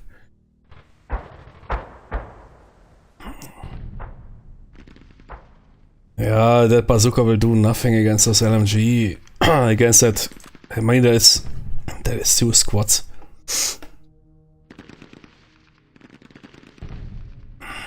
That is troublesome.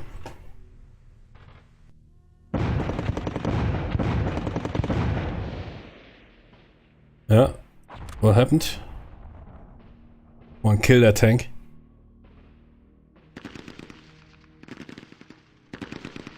Fucking. That is not good. If I move, I die. Visibility is still 2 hex. If it turns daylight, that platoon will get vaporized.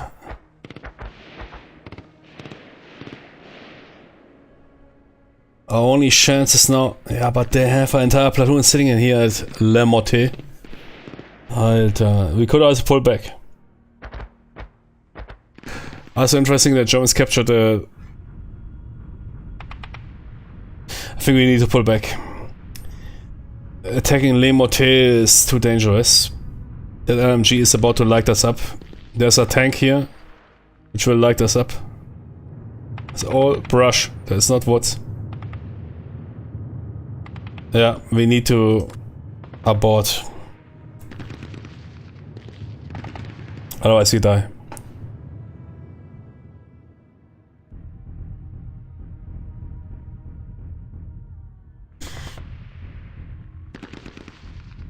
We need to retreat.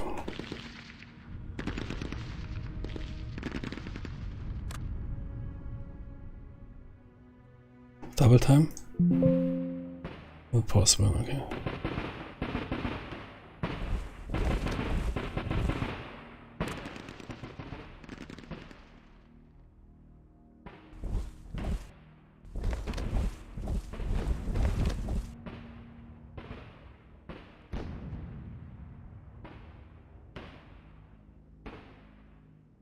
Shit.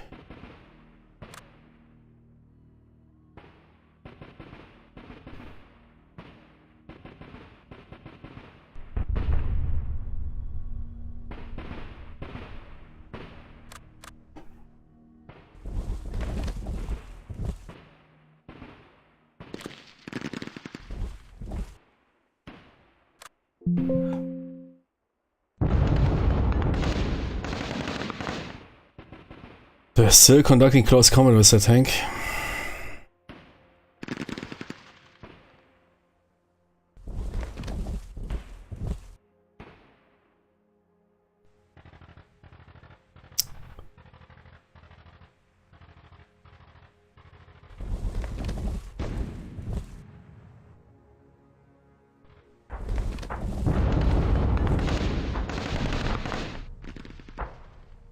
Struggling to get that tank overwhelmed. That's not good. Yeah, airborne Tonys, yeah, that, of course I don't have anything prepared for those tanks. It's a Panzerkampfwagen too, man. It's a shitty small tank, but if you have nothing prepared for it, what are you supposed to do?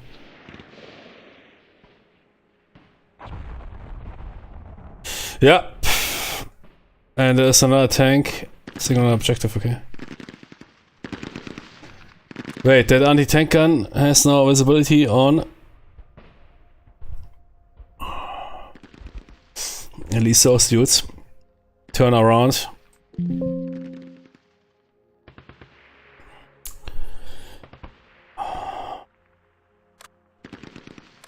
Screw those mortars. That platoon fire machine gun. And vaporize those dudes. Yeah, those conscripts, whatever. Vaporize those dudes.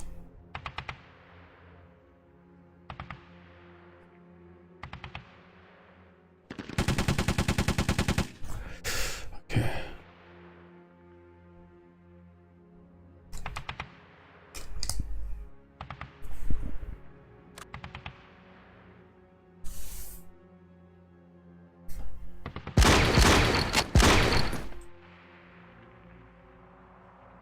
Casualties, yep.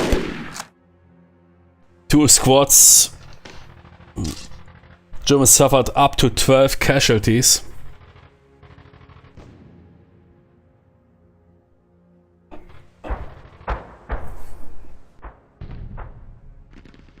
Because at this point I'm not interested in broken or whatever, we need casualties.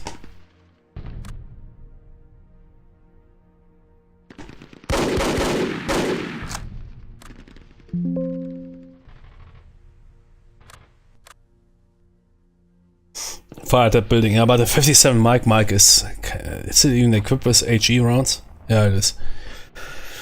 But yeah, the 57 Mike is a crappy, is a dedicated anti-tank gun. Yeah.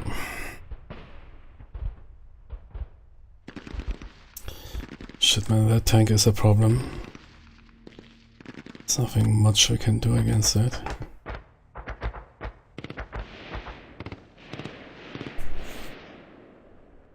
Movement. Yeah, about those dudes, I don't know. Yeah, move into the orchard.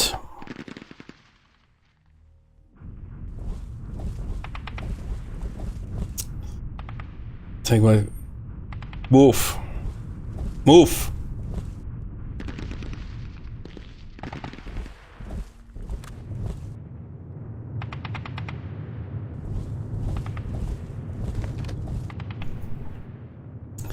Try somehow to overwhelm that tank. I know it is...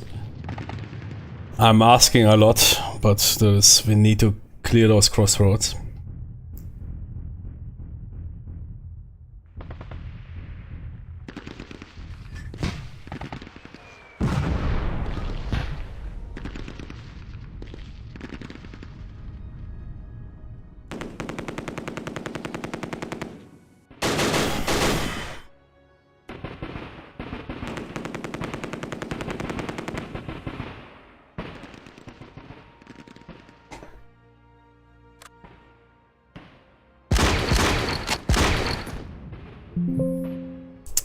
Jimmy, bazooka range. In range. But it's max range. I don't know. There's always, if you fire a support weapon, there's a chance that it might get expanded. No. Oh, on the other hand, try your luck.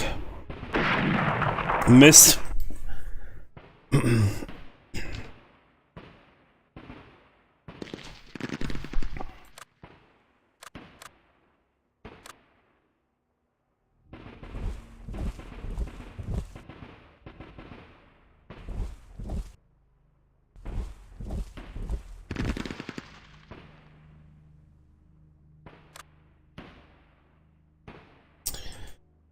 Return.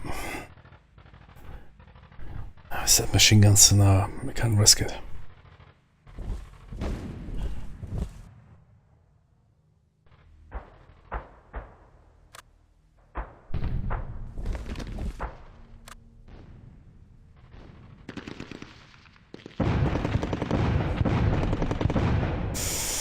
Our squad suffered casualties. Yeah, they're struggling with that tank.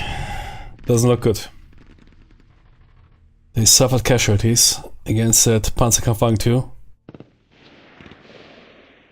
Which is rather okay, daylight now. Rather surprising.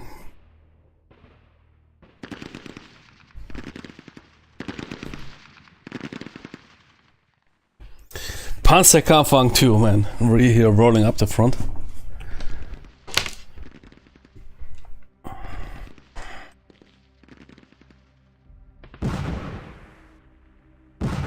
Alter, ist doch gut, Junge. Eliminated. Bazooka squad killed by 20 Mike. Fucking hell. For now it's really looking grim. Massively grim, yeah. Shit, we need to recover those bazookas.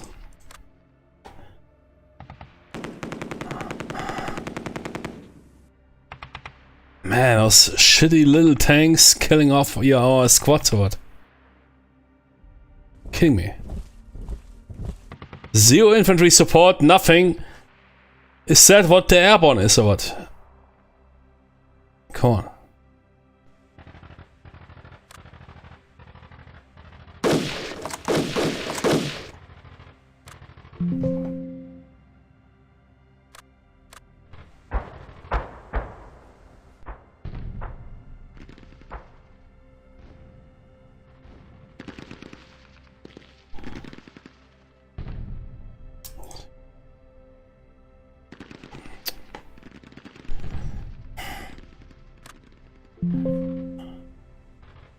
Yes, of course, the machine gun squad is broken. Fucking rims.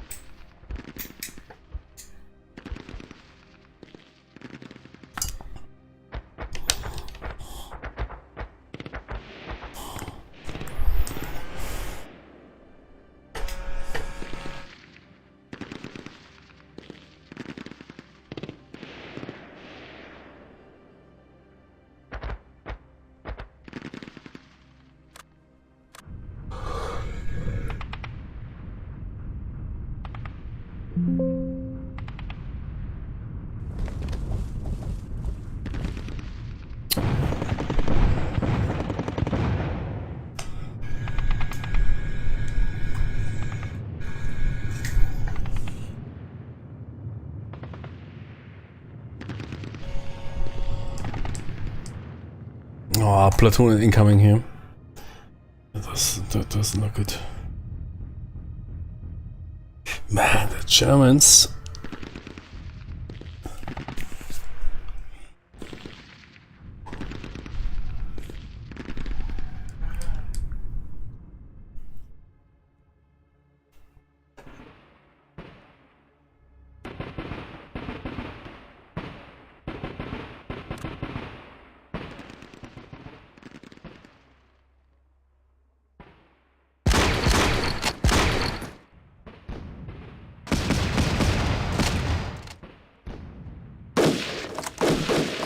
Half Squad Fallschirm. Ah, we fighting Fallschirmjägers. Ah, that was the of course. Another leak, but we eliminate that squad. Drop the LMG.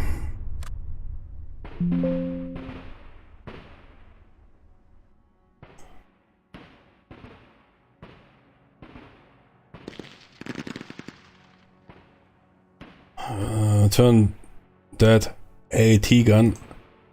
Try to assist those dudes that are struggling to close assault the tank.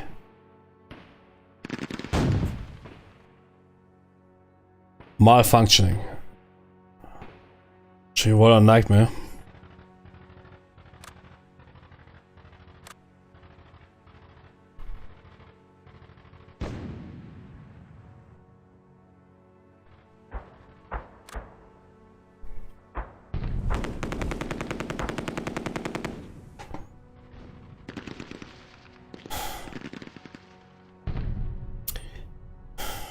Jimmy's. We need to kill that tank. We need to kill that tank. Move. No, you will not kill the tank.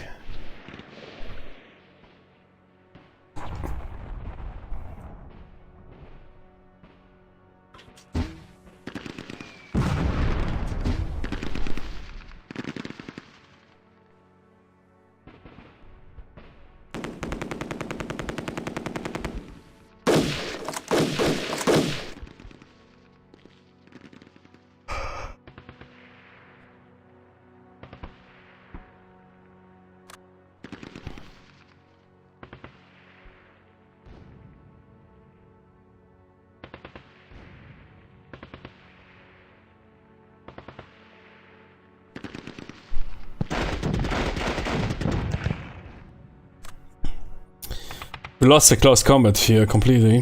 The entire squad eliminated. Trying to fight down our Panzerkampfwagen too.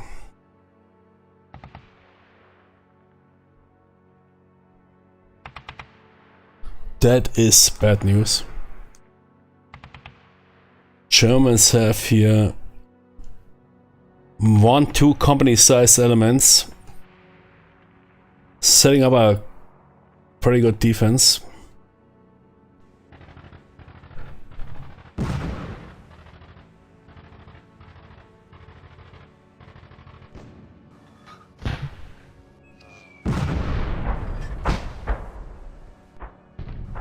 Casualties.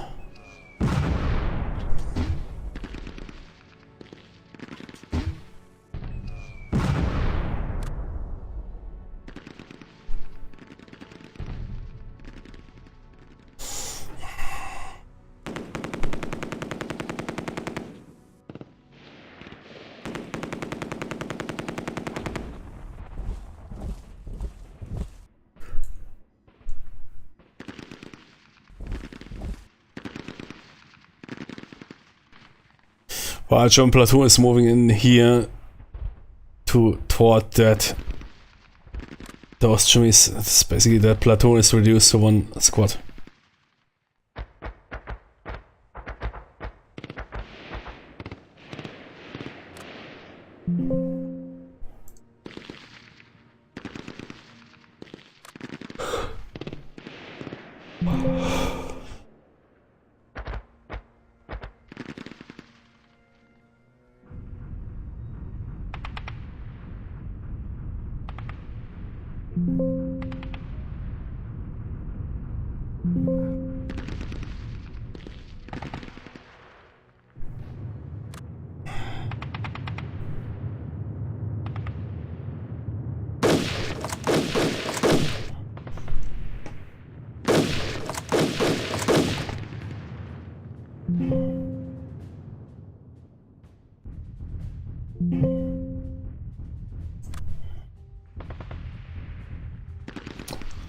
Malfunctioning.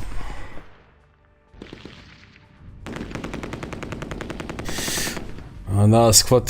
Oh, Jimmy, it's not looking good. Eliminated.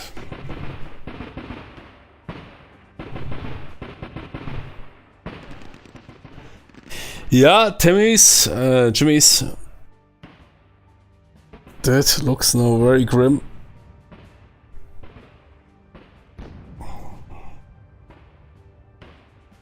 Very grim.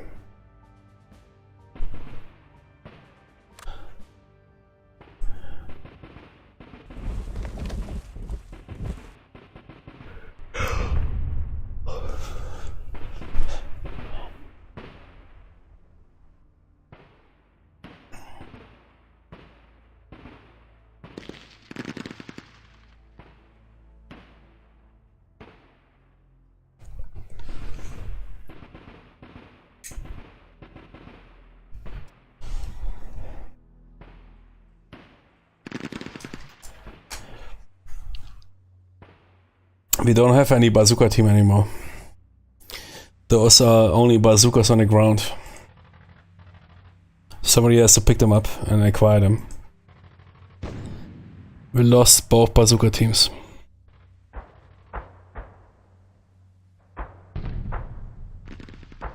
We lost the entire platoon here. There's only a leader left. A leader on its own is useless.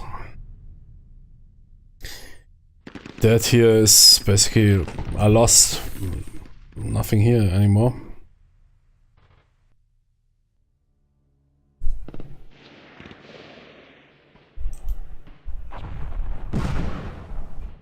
And that lieutenant got also now killed.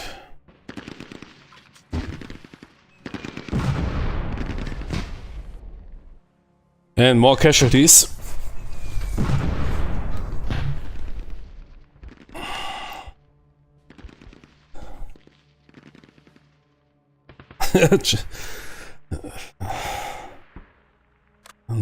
And we are supposed to capture that here. Yeah.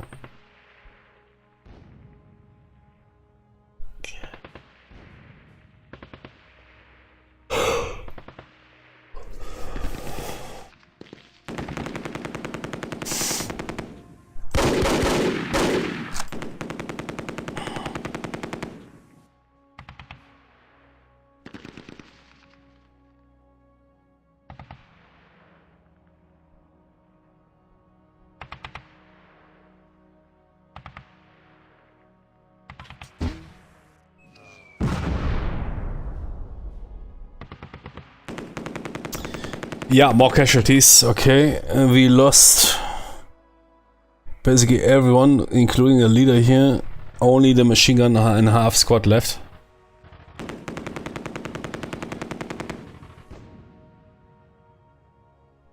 Yeah, okay. I guess at this point I need to admit I got wrecked hard here. Considering the opposition. Thing. Okay. Suppose I can blow up a German tank or something. Come on.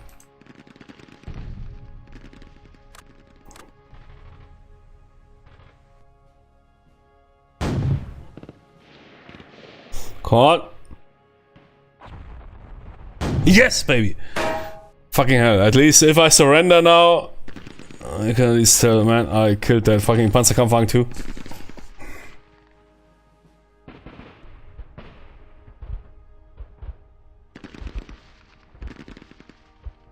That machine gun is on the ground? No.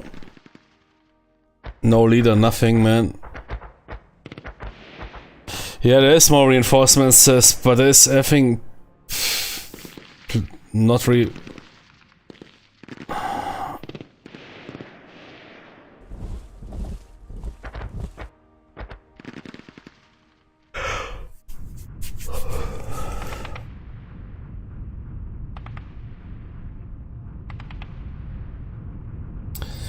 Nothing to write home about.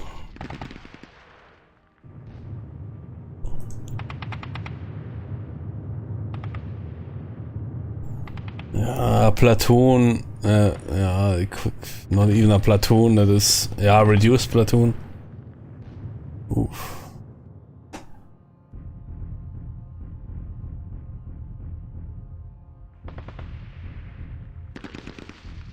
Okay, I need to think about that. What we will do here in Timmy's Orchard. But looks very grim. Very grim. Yeah, the position is entirely lost. We are limited now to that here. Company-sized force attacking us with direct fire support.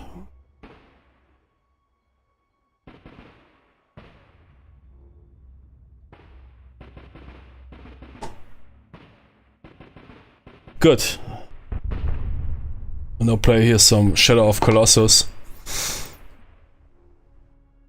to forget about my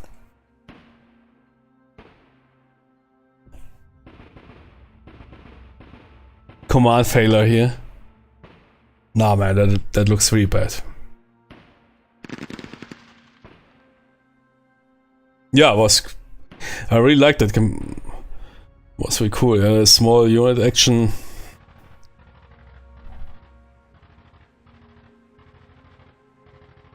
we will definitely do more of that. Jimmy, that is here the legendary game.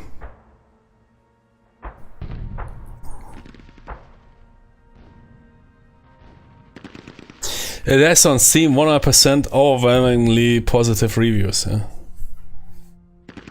Peter Fisla, the Warcasso, not Picasso, Warcasso, the war game Jesus.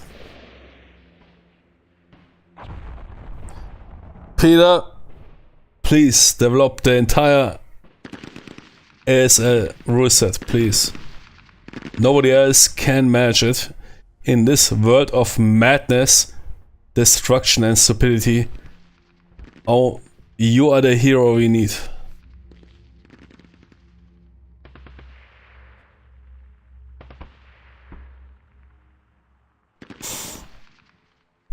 I wonder if a concentrated effort on Lehique is a better opening strategy. Lehique.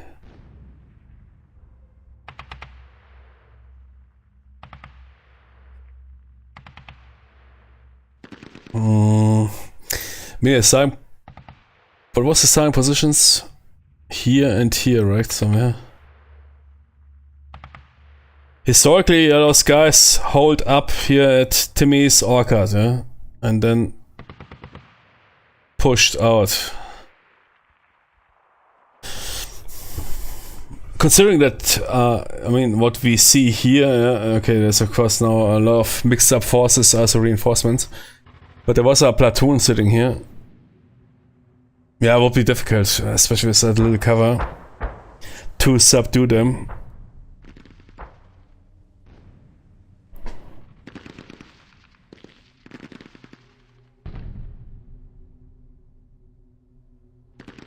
Certainly took a lot of losses, especially capturing those flags was unnecessary losses, because those flags mean nothing. Yeah, typically, like in wargaming, those flags only mean if the game ends. Yeah. I mean, we lost even 1.5 squads capturing those 4 flags. That was pretty useless losses. That platoon that deployed here. Yeah, I mean, we can't ignore that position here. No matter where we deploy. Subduing that platoon will take definitely an effort, yeah. Subduing one platoon requires usually 3 platoons, yeah. 3 to 1 minimum, yeah.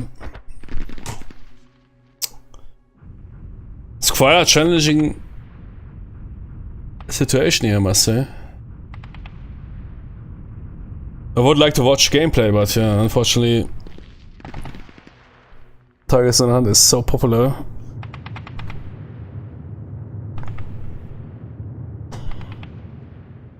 That YouTube had to limit the footage on Tigers in Hand. Was simply too many streamers. Crazy, man. What a challenge here. Yeah, same for me. I always also think that it's forest, but it's simply bushes. It's nothing. That is providing, of course, some sort of protection, but any machine gun will light you up. That here, the entire map is open. There's not a single forest tile. Here. Here you have some forest or woods. Everything else is complete open terrain. There's only those orchards in season, but they also don't provide you with. They don't breaking. They are not. I mean, at some point perhaps they're breaking LOS, but.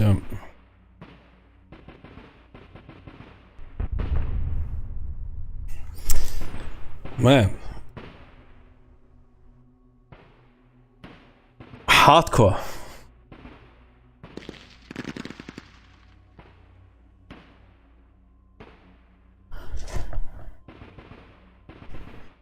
Jimmy, if you finish at the officer training school, you immediately become, you insta promote to major.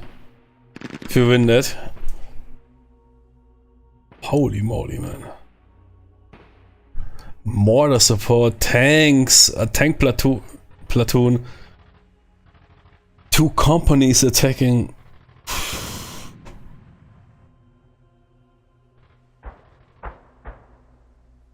Okay. See you in the next episode. I'll return in a couple in 1 or 2 minutes with Peter Fisler's second masterpiece, Shadow of Wargamer Loss. No. Perhaps I'm mixing up stuff here. See you.